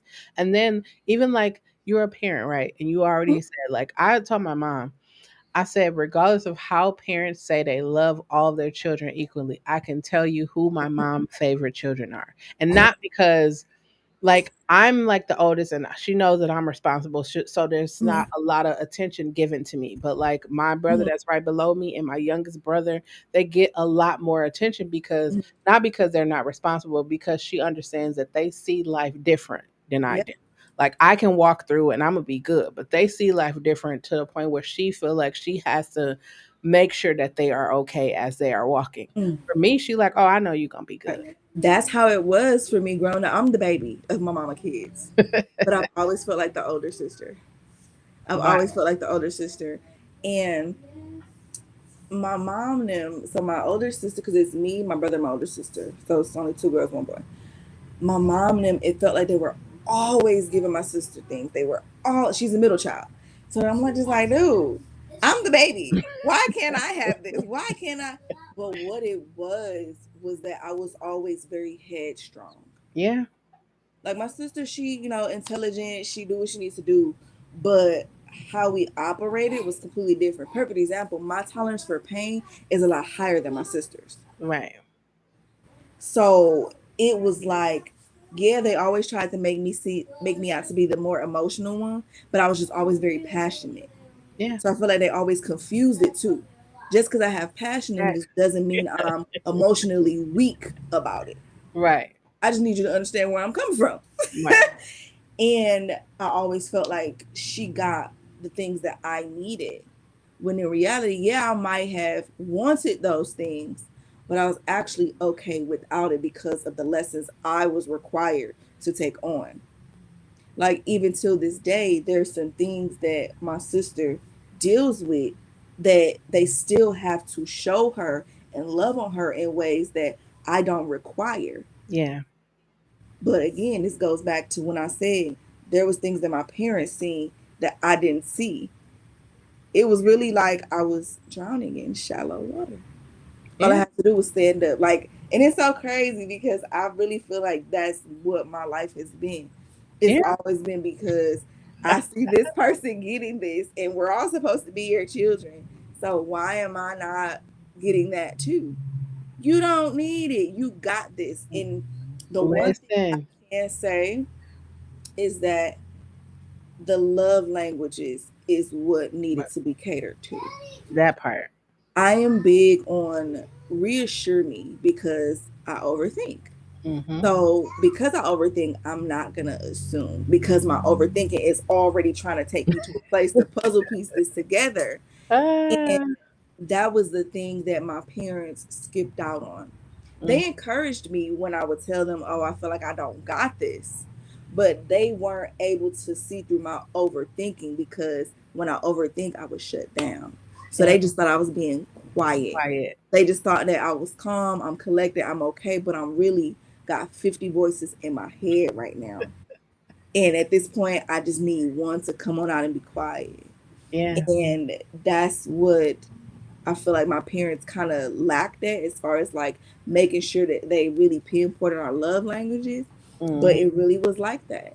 It took for me to again grow up to realize that the reason why my sister received what she did was because she really needed that. And I had to understand that over time. so let me ask you this question, right? Hmm. We gonna wrap it up in a minute. Okay, because Let we're me going ask you to for another 2 hours.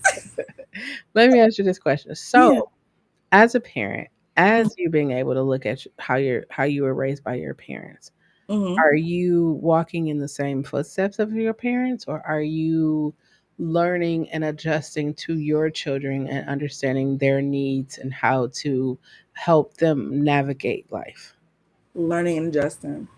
Because knowing what I know with my healer cap on, Ooh, I can, healer. yeah, that's what had to happen, because I have multiples. Mm-hmm. And so it was like, when the discipline, or this type of book that I'm reading, or this meal that I'm making didn't work for this kid, but it worked for this one, it discombobulated me, because I'm like, wait, why is this not working? So I was forced to see the difference. I've always been a person who's been able to see things from multiple perspectives, and not just my own. So Mm-hmm. that was kind of like my one up, to be honest with you. Like, I'm not a person who won't see both sides when I'm making the decision, right? Mm-hmm. And I used to have an in-house nurse with my oldest son, and she taught me that your children raise you. You don't raise your children. When we were growing up, we always thought it was, it's what I say and that's why I said it. Mm-hmm. So in internalizing that, as far as our children raise us, it's allowed me to be open with my children. So we let our children speak their minds. And Oh, even if it come out kind of off, we be like, we check ourselves first. We be like, okay, did it sound some kind of way because I'm dealing with some stuff as a parent? Or did they really just say something off the wall? And we were like, okay, ah, so I'm okay as a mom, as a woman, as an individual, as a parent. So let me check that in. yeah. And then we don't respond with a, good kind of thing. It'd be like, okay, boss man, sir. You see, I'm like, sir. Yeah. Like, it's like we ask them the question. Yeah. Like, and don't get me wrong, we have our moments where we like, you know what, this just not it right now. Yeah. We have screaming sessions with the kids. We be like, 1, 2, 3, scream. I got that from my husband. When I tell you, randomly one day he was like, everybody on 3 scream, and I'm like, what the heck? Like, it threw me off. But after it happened, like a few times, he taught me. He was like, it shows them how to be okay with releasing. Ah, come And he was like, on. feel like I need to scream, I'll let them scream so we can scream together. He was like, this is how I heal too. Like, Yeah. he came in and showed me so many different things. And he's actually made it easy to allow them to kind of like have their divine chaos, because as an earth sign, structure is Divine everything. chaos. Oh, Yeah. love I'm that. all about the peace. I'm all about the structure. I'm all about, it has to be organized. It has to be like this. And he's came in and showed me like it's okay for them to make a mess. They're kids. When Yeah. you have one kid, everything can be so clean, right? Everything gets put away Every, properly. Everything, it's just y'all. But then you hit that second and that third, you like, so you gonna dump this toy box up oh after I my just put the God. toys away? Like, and so he taught me that allowing them to explore the chaos and the mess allows for us to learn them and for them to learn us Yes. and how Yeah. to commingle together. So we let our kids have a phase to where they got to say all the naughty words. Now they don't like saying them. They be like, "Mama, Why you Yeah. say that? Like they had a blast the first 2 or 3 weeks, okay?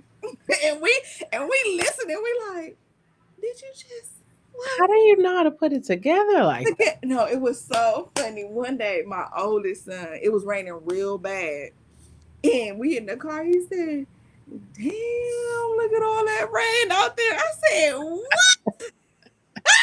When I tell you, it caught me off guard, but he said it in the right context. I said, "Duda, what did you?" And you know, as a parent, you got to try to keep a straight face because Hmm. I was laughing so bad. I'm like, oh, it's not funny, but the way you said it, you sound like you was a good 31 in this Yeah, back like you've been saying this your whole life. your whole little life.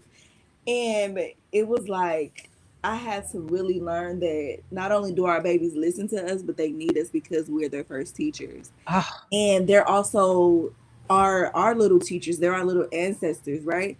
And the more we let go of the standards, the more we let go of the rope, the easier it got.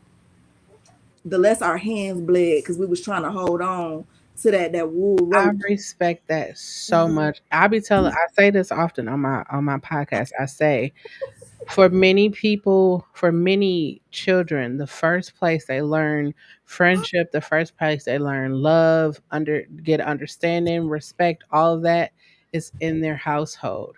And if you are the parents, the first place they learn and understand relationships is from you and how you treat your child. So for me, hearing that makes me excited. Like I said, I when it comes to my nieces and nephews, I'm not the disciplinarian. Totally not. I'm totally not. But when they do something wrong, I'm going to hold them, I'm going to hug them, I'm going to kiss them, and I'm going to tell them, I'm going to express to them what it is that they did so that they don't get in trouble. Like not from me, but from other people. And so I appreciate the fact that you take the time. No bites. Um, I encourage parents to let their children have a voice because this is what I say, right? Um, a lot of us grew up in households where you stayed in a child's place or you Girl. didn't speak your mind or you didn't have those things, and now you're an adult and it's hard. You struggle with expressing yourself, you struggle with telling people how you feel or how they made you feel. And for me, it's like I grew up in a family where they asked questions. We was sitting down at the dinner table. They asked questions. How was your week? How was your day? Anything happen? Do we need to call the school? Do we need to come up to school? Like I grew up in that family, so I know what it's like to We ask needed more ask of that. questions. But nowadays, that's what people's like. What can we do with the youth?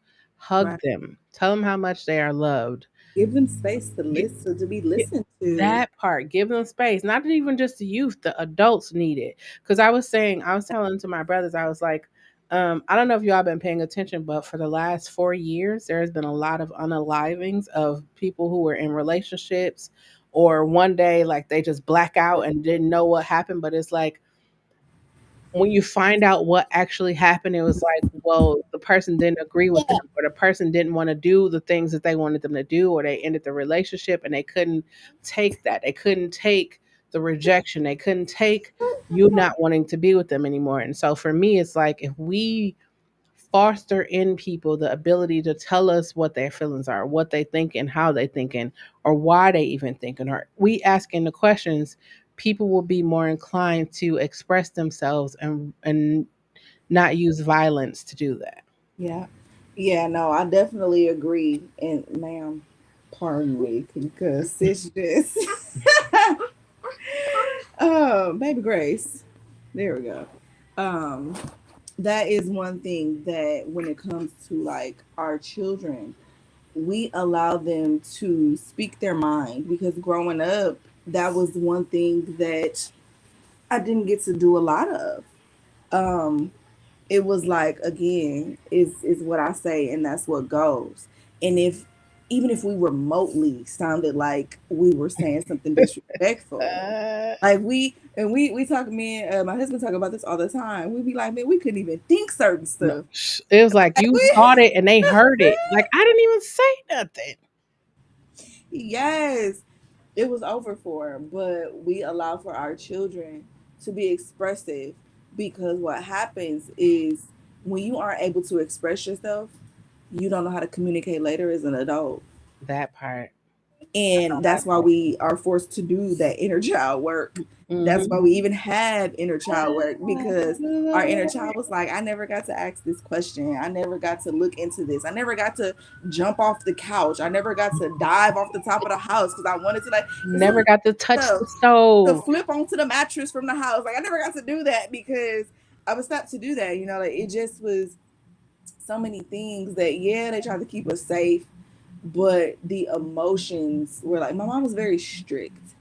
So, for example, there were just some things I could not do in high school. Like, I didn't start partying until I got in college. However, I felt like once I got to college, I didn't know how to act. Act. Like, I didn't know how to receive what I was acting. Like, it just was, it was a lot. There's And lit. like, There's I wish my a mother whole would have new allowed me world. to do a little bit more, Yeah. or not make me feel bad when I wanted to have those conversations. Like, I tell people this all the time. When I tried to tell my mom about a boy, right? She was like, the only boy you better be liking is Chris Brown. I'm like, oh, mom.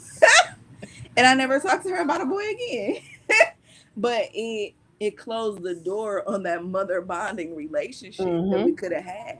I couldn't tell my dad certain stuff about boys. So now I'm seeking advice from my friends that have already lost their virginity. I'm seeking advice from women who don't have men, but they got men coming in and out of their house. Like, it was so much Yeah. that all I needed was for her to listen. Even if she didn't like what I was saying, just listen. And then respond with a woman's response, and not just a mother who's strict, or a Right. mother who's trying to protect her child. Like, I need you to put on your, hold on, baby, give me one moment. Your stomach hurt? What did you eat? Nothing, just cake and chicken, um, fish. Yeah. Sound like you ate a lot. Nothing but chicken and fish. Chicken and cake and fish, like. Okay. So you ate too much, baby. Go ask daddy to get you some water or some tea or some salt water. And I'm almost done, okay? Okay. She's talking about some cake. She said in cake. But yeah, like, I wish my mother would have listened more with her womanness than her mother. I'm trying to protect my baby from the things I know that she don't know. You know, Hmm. that's why I treat my children the way I treat them. And with baby Grace, I'm like, oh man, like, there's so many different emotions that come with having a little girl, or girl in Yeah. general. Like, I have all these boys, so I got to be a little gangster. I felt like. But now that I have a girl, it's like, yes, I can be soft now. I can do makeup. I can do nails. I can do all this stuff. Tea But parties. yes, but now it's like, what about when she gets older? And we do have to have the talk about Mhm. boys. And we have to have those conversations that were tough for my mother to have. What am I going to do? Because my mother didn't have those conversations with me. And those are the questions I ask myself, and I prepare, versus allowing fear of what could happen to keep me from From having having a the conversation. preparation and Oh, conversation. So I transmuted. I transmuted what I didn't want to happen and what kept me stunted as a child, I felt. And I put my children in those shoes. And every time there's an argument or something happens where I know that maybe I could have handled it a lot different, I always think about, okay, is that going to be trauma on my baby's belt now? Like, is there going to be trauma on their heart now? And so I always prepare for later. Like, I make a mental note, like, dang, he was just coming to ask me this one thing, but because I'm cooking, I'm overstimulated. I'm trying to respond to clients. I'm trying to make sure the food don't burn. I'm trying to answer my husband's question. I'm trying to make sure my kids, the other kids, is not pulling each other hair out right now. And dang, I gave that all to him, and all he was asking was, "Can I help you cook?" And wanted I'm to like, be you know a part. what? I had to check. Like as a parent, we always got to check ourselves. We are not above them. Like, we are not above our children. Like we want them to respect us, but are we respecting them? I'm not a perfect parent, but I'm a present parent. Oh, I Okay? like it. That's one thing that I've taken pride in, and I'm always growing. Like I'm gonna be growing until they cremate me in the water, because y'all ain't putting me in the ground. But I'm gonna forever growing. Every chance I get, I apologize to my children when something that Oh, doesn't go oh, that like right there. either of us expected. I'll be like, you know what, baby, mommy, sorry. I'm sorry that it went this way. I know that maybe I was wrong. This is what mommy understood. Tell me where I messed up. Or if I'm too heated and I'm like, you know what, I can't even talk about this right now. Let's not. Like one day, I'm reminded of a moment where I did put a belt to my older son because he did something in school, and I'm like, you know what? I'm on your butt because that ain't something you should have did at school. He took his phone with him that day, but I have two phones, so he texted me on the other number to let me know what was going on, but I didn't get it. I had my other phone and I was working, but then I got an email from the teacher who, they always try to kind of spin it a certain way before you get to the child. So I'm mad, right? Because I didn't check my other phone. Other phone is dead, right? I get the email, I'm heated. My son get in the car and he's quiet. So I'm like, I know he don't think that I don't know what's going on. So then I'm like, as I played the strict mama role, I'm like, you know what? I'm gonna let him think I don't know. And then when he get in the house, I'm gonna walk up to him and bop bop bop, right? Mm-hmm. After the bop bop bop, it's just me and him in the room, bop bop bop. And he like, mommy, I text your phone and I tried to tell you. And when Oh, I tell you, look, I'm still oh, emotional about wait. Oh, it. Girl, it hurt my feelings so bad. It hurt me so bad. And I'm like, I am so sorry. Because I couldn't unwhoop him. I good couldn't job. unwhoop him. And I'm Oh, like, I had to genuinely apologize to him. And that's why it still makes me emotional. Because I had to accept that I was wrong in that moment. Like, I was so wrong. Like, he still did what he did. But how I went about it was wrong. Because it wasn't his fault my phone was dead. Like, I had to hold myself accountable oh, for my part oh, in that. man. So then later on, after it was all said and done, even after I apologized, I said, my baby gonna remember that moment forever. I said he gonna laugh about it later because of how it happened. Because what I did was I let him come in the room with his brothers and they all talking, laughing, and again. And I just walked up on him and just went off. And I said, you know what? I was out of order. I was out of line, and I had to hold myself accountable. And it's okay to apologize to your kids. It is. It's okay to have the conversation, the hard conversations with your kids, because it prepares you and them for when they grow and for when they leave the house, because it builds that trust factor back up. Because your babies might not be able to articulate it to you, but they know when they feel like you failed them. They know when something has shifted. All my babies are very intuitive. They're very, very, very, very intuitive. And we have to be mindful of how we carry certain emotions. Yes. My You speaking my 6-year-old language Sacred, right now. he has been so eye opening because there's moments where instead of releasing it or communicating that I'm feeling a way about something, my baby will start saying the words out loud and I didn't say anything.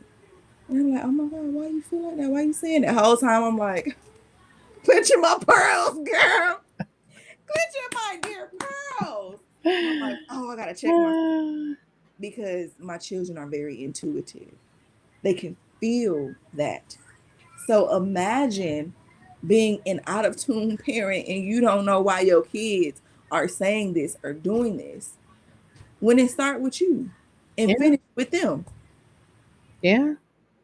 So it's very important to remember that you were once a child, to remember that you are never separated from your inner child.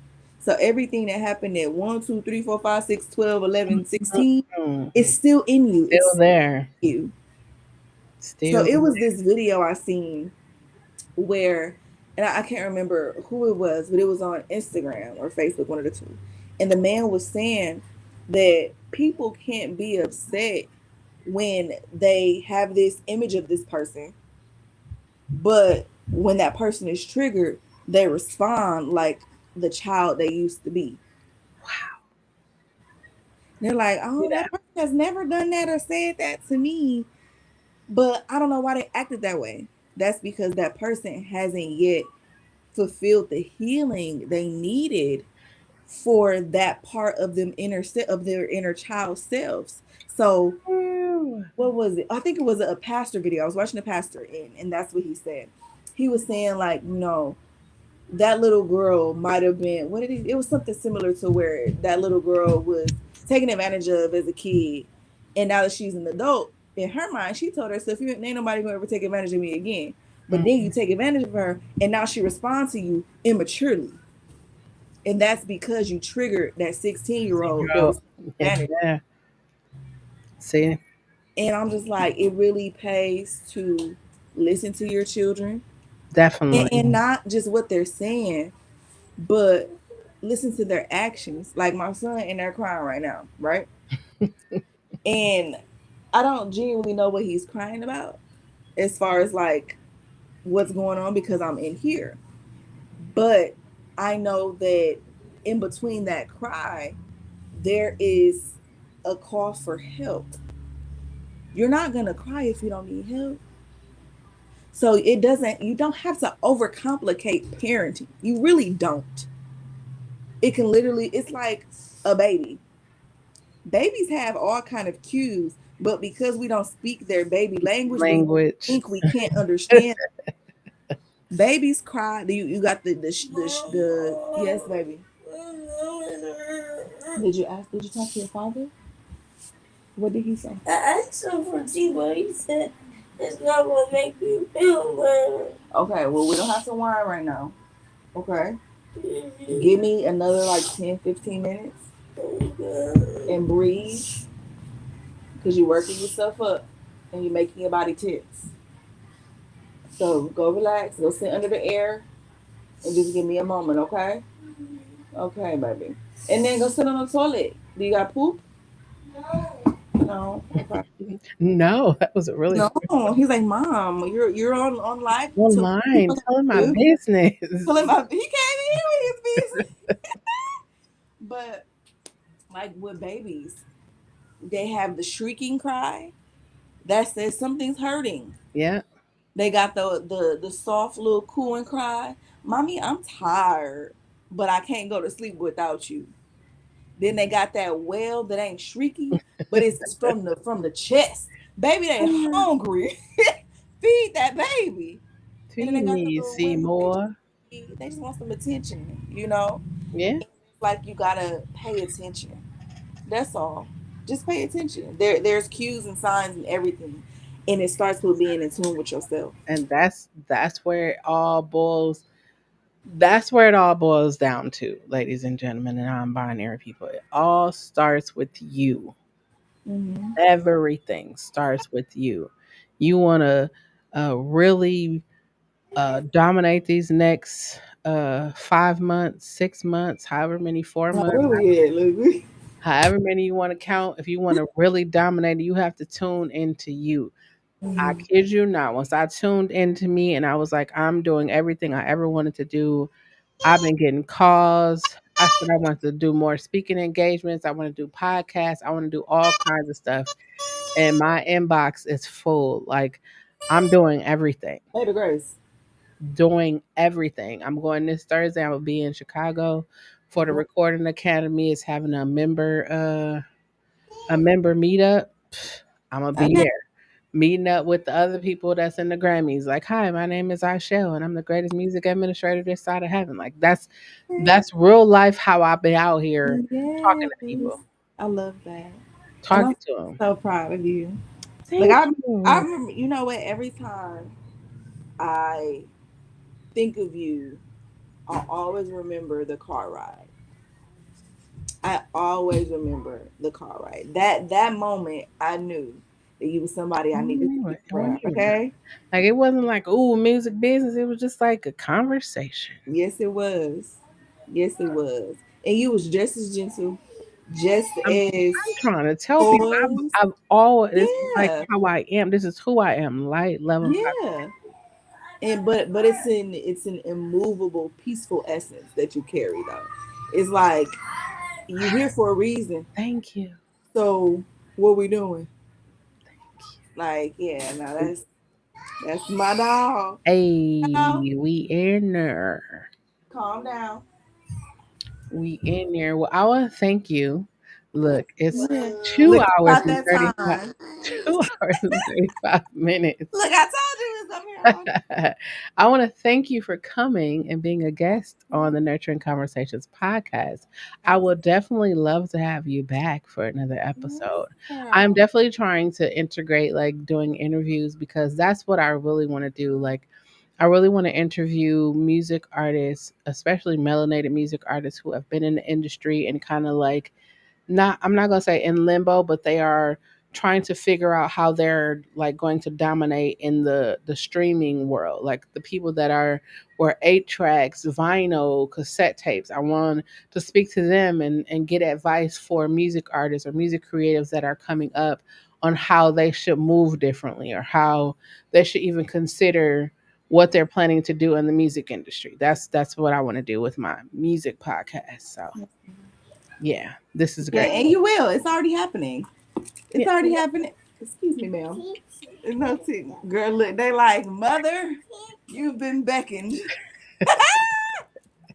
You know It what? is time for you to come on. Oh, man. But you know what, though? One thing, baby girl, don't you give me that.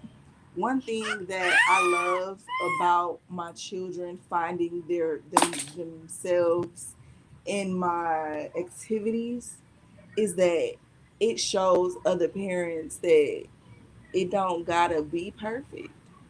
It Yeah, don't gotta be perfect. And I think that once we begin to work through letting go of perfectionism, we'll we'll be able to see other things that we can evolve through, that we can grow through. look, I'm gonna put you And on the spot. yeah, there is, uh professionalism, a Mhm. form of professionalism that needs to occur at times. But when you are speaking of healing, what do you mean professional? Because when you're not here, what does a professional cry look like? It doesn't. What does a like what like It doesn't. and we ain't talking about recording yourself crying on Facebook. We're not Like talking about no, that. Like no. He's talking about when them tears are just popping up out your eyes uncontrollably. I'm gonna put you on the spot, right? So you're doing all of these wonderfully amazing things with yeah. healing and nails and Reiki. Is that how you say it? Reiki. Reiki. Yeah. Reiki. Are you doing this on like Twitch, YouTube, TikTok, Kick? I know everybody be like, "Oh, Instagram and Facebook." Hey, I will say this Look, publicly. I'm like, I don't rock with Instagram or Facebook. I just mhm. don't. I be on there, Yeah, 'cause but other than that, Twitch, YouTube, Kick, you not like Live you know, Space, TikTok. Those my spaces. I have a nail page on TikTok that I don't post on enough. Uh, But or and um I have always been the type of person to kind of like be afraid to kind of be on social media like that, as far as like showing my face. Like even if you go through my phone, I don't have a lot of pictures of myself. And I think that that just kind of comes from not always being put in the spotlight. Because I've always been a I'll work the background type of person, and people started to take advantage of that. So it became like we're always going to put you in the background. When Yeah. in reality, I'm just a very giving of service type of individual, and I don't know how to ask for help. Or you know what? I'm sorry. Let me reaffirm. Hey, I come on. am working on better asking Mhm. for help because I'm always the one that gives the help. So I'm Yeah. like, well, if I'm always helping, who am I going to ask for help? Who's You gonna know. help me? So True. that is I get something it. that I found that. Then, hello, sacred.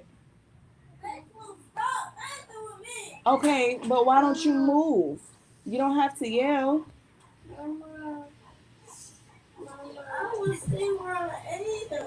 I understand that, but how we express that, cause she not hurting you, she not biting you, she not kicking you out the spot. Like 2 times and she not listening. Okay, so you have to try something different. What happened? You know what happened. She gonna come here and tell about some girl. She What sounded happened? so sincere. What happened? It wasn't me. This is what we deal with. Ah, it's a smile. It's a smile. Mhm. Ah. So yeah, I'm working on that. But Well, no, if you need help, that's fair. I guess I I have to navigate bring these spaces. myself. Ouch, Gracie. I have to bring myself to the level of confidence like Gracie got. Okay, like to the level of confidence. They say in Of church, confidence. if you got to come as a child, because a child, they don't have a care in the world. They No, just they do. don't. As you can see, they like, girl, we in your skin, we in your We business just do. with this Wonder Woman outfit on. There you go. Say hello. So yeah, that is something that I do need to work on and not over sacred. Don't pull a computer. He like put my face in the computer. Something else that I know I need to work on. Okay, I'm talking, baby. Give me one moment. Give me one moment. Actually, go get in the shower. We Okay. almost done, y'all. Yeah, that might feel better. Go get in the shower. Who called? I don't know who's calling. Uh, but yes, that is something that I know I need to be okay with because the spotlight ain't getting no smaller. And I was gonna say, they do have faceless accounts, so you could be vocal and do whatever you I do. thought about that. Be Just vocal. get the towel and go hop in, baby. It's the towel in my room. No, and you know what? I thought about that because I want to. Okay, baby. Make sure you use the soap. So, y'all, we done talked about everything: healing, turning Everything. pain into purpose, parenting, Literally. Okay, because inner we child. better have talked So, about something in this 3 hours we've been done. Because no, we but that's what you talked see. You see, about I told you like it's usually 1 hour, but by the time we get to okay. talking, Because I was interacting. nervous. I was very nervous because I don't do a lot of like live public speaking. Like I used to with my poetry, but it's like once I awaken the world. Huh? It's Oh, we gotta different. use the potty. Okay. Okay. She said, "Come on, Yeah, she says, "Come on." So okay, baby Grace got to use the potty, y'all. you're good. Mommy Thank duties you." are calling. Thank you so very much. I'm gonna Oh, put her information in the description box, you guys. okay, girl. She like, come All on. right, see you We later. got training, y'all. All right. I love you guys. Thank you for having me. Thank you for receiving me. Thank you for. Okay, I'll get it. Cause y'all, goodness gracious. Okay, child. But I thank you guys for just loving on me, for listening to me ramble on and go in 50 Hilarious. billion directions Hey, but we with made it to our the destination. conversation. So yes, I will. It's this one. Oh, it's a centipede trying to get y'all. Look, let me Mm. stop. Look how he cutting up. Oh, I do I not be like cutting them. up. I do not like them at all. I was going live the other day and one ran across my ceiling. I literally froze. I could not do anything else because I did. They On weird live, me they out. like it's the. They say It it's weirded the me out. My man. niece, my niece, hey Jamila, she's in the chat. She was like, Turn the "Oh, I water on. saw it. I saw you, and your eyes followed it across the wall." And I Okay, was hold just on a like, second. "Oh God!" But thank you for coming. I'm definitely gonna have you on again. Okay. We'll talk Look, about I'm gonna go to the shop next time. it. I'm gonna be in We'll the talk shop next about time it. where I ain't gonna get bit up by the mosquitoes. We'll talk about it. Okay. All I right. love y'all. Love you too. Later. Good night. Good night. This is a really great conversation. Tonight's conversation is healing, the pain of healing, embracing the journey to wholeness. Um, I am so grateful for this journey of healing and self discovery. I'm so grateful for each and every one of you who have been here this entire journey. I know I haven't uploaded as many videos as I normally have. My goal was by the end of 2023 was to have 3,000, and I have 3,000 videos. I will start uploading new content, or new as well as old content this coming week. Of course, I'm still doing Motivation Mondays. There's going to be guided meditations, night meditations. There's going to be entrepreneurial. I'm doing music business Mondays. I've got a lot of things that I'm going to do. And I mainly just wanted to get past fear. And I figured the only way that I could do that is to actually walk past fear. I mean, I could talk about it all day until I actually do it. So I've actually done it, and I'm here, and I have been vlogging and doing all kinds of stuff. So I'm really excited. I'm really excited to have turned my pain to purpose. And that's all I got. Remember that it is important for you to use your words. That is the only way that anyone will ever know what you are feeling or what you are thinking. I will never let a live video, vlog, show, or anything that I present to you go out without me telling you to love. Hold on. Love yourself. You gotta hug yourself. Oh, really tight. Love yourself. This includes your faults, your fears, your failures. Know yourself, trust yourself, and for the love of humanity, just be yourself. Why? Because you need you, I need you. This great big old world needs you to be authentically you. Having said that, anybody, anyone that cannot love, respect, or appreciate you for being authentically you, they do not deserve to be in your space. Let me say that one more time. They do not deserve to be in your space. They are taking up space for the people that is going to come into your community and uplift you, empower you, hold you accountable, and make sure that you walk the road to greatness. If you haven't been paying attention to the news, you most definitely should, because there are so many things going on in the news right now. In addition to who's running for the president of the next president of the United States of America. You guys should definitely be in the know of that and what they stand for. You guys should understand 2025 project. Of course, you can flip that around and get that.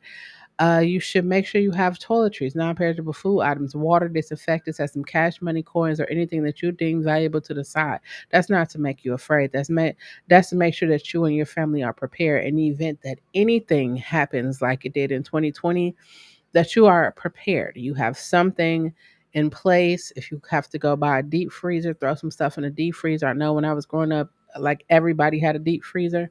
Go ahead and get you one. Um, and if you are engaging in adult activities, make sure you wrap it up. Because despite it being in a global pandemic for the last 4 years, which we are still presently currently in, the STD rates are rising. That's all I got. Until next time, I love you, and I hope that you have a wonderfully, wonderfully amazing week. I love you. Peace.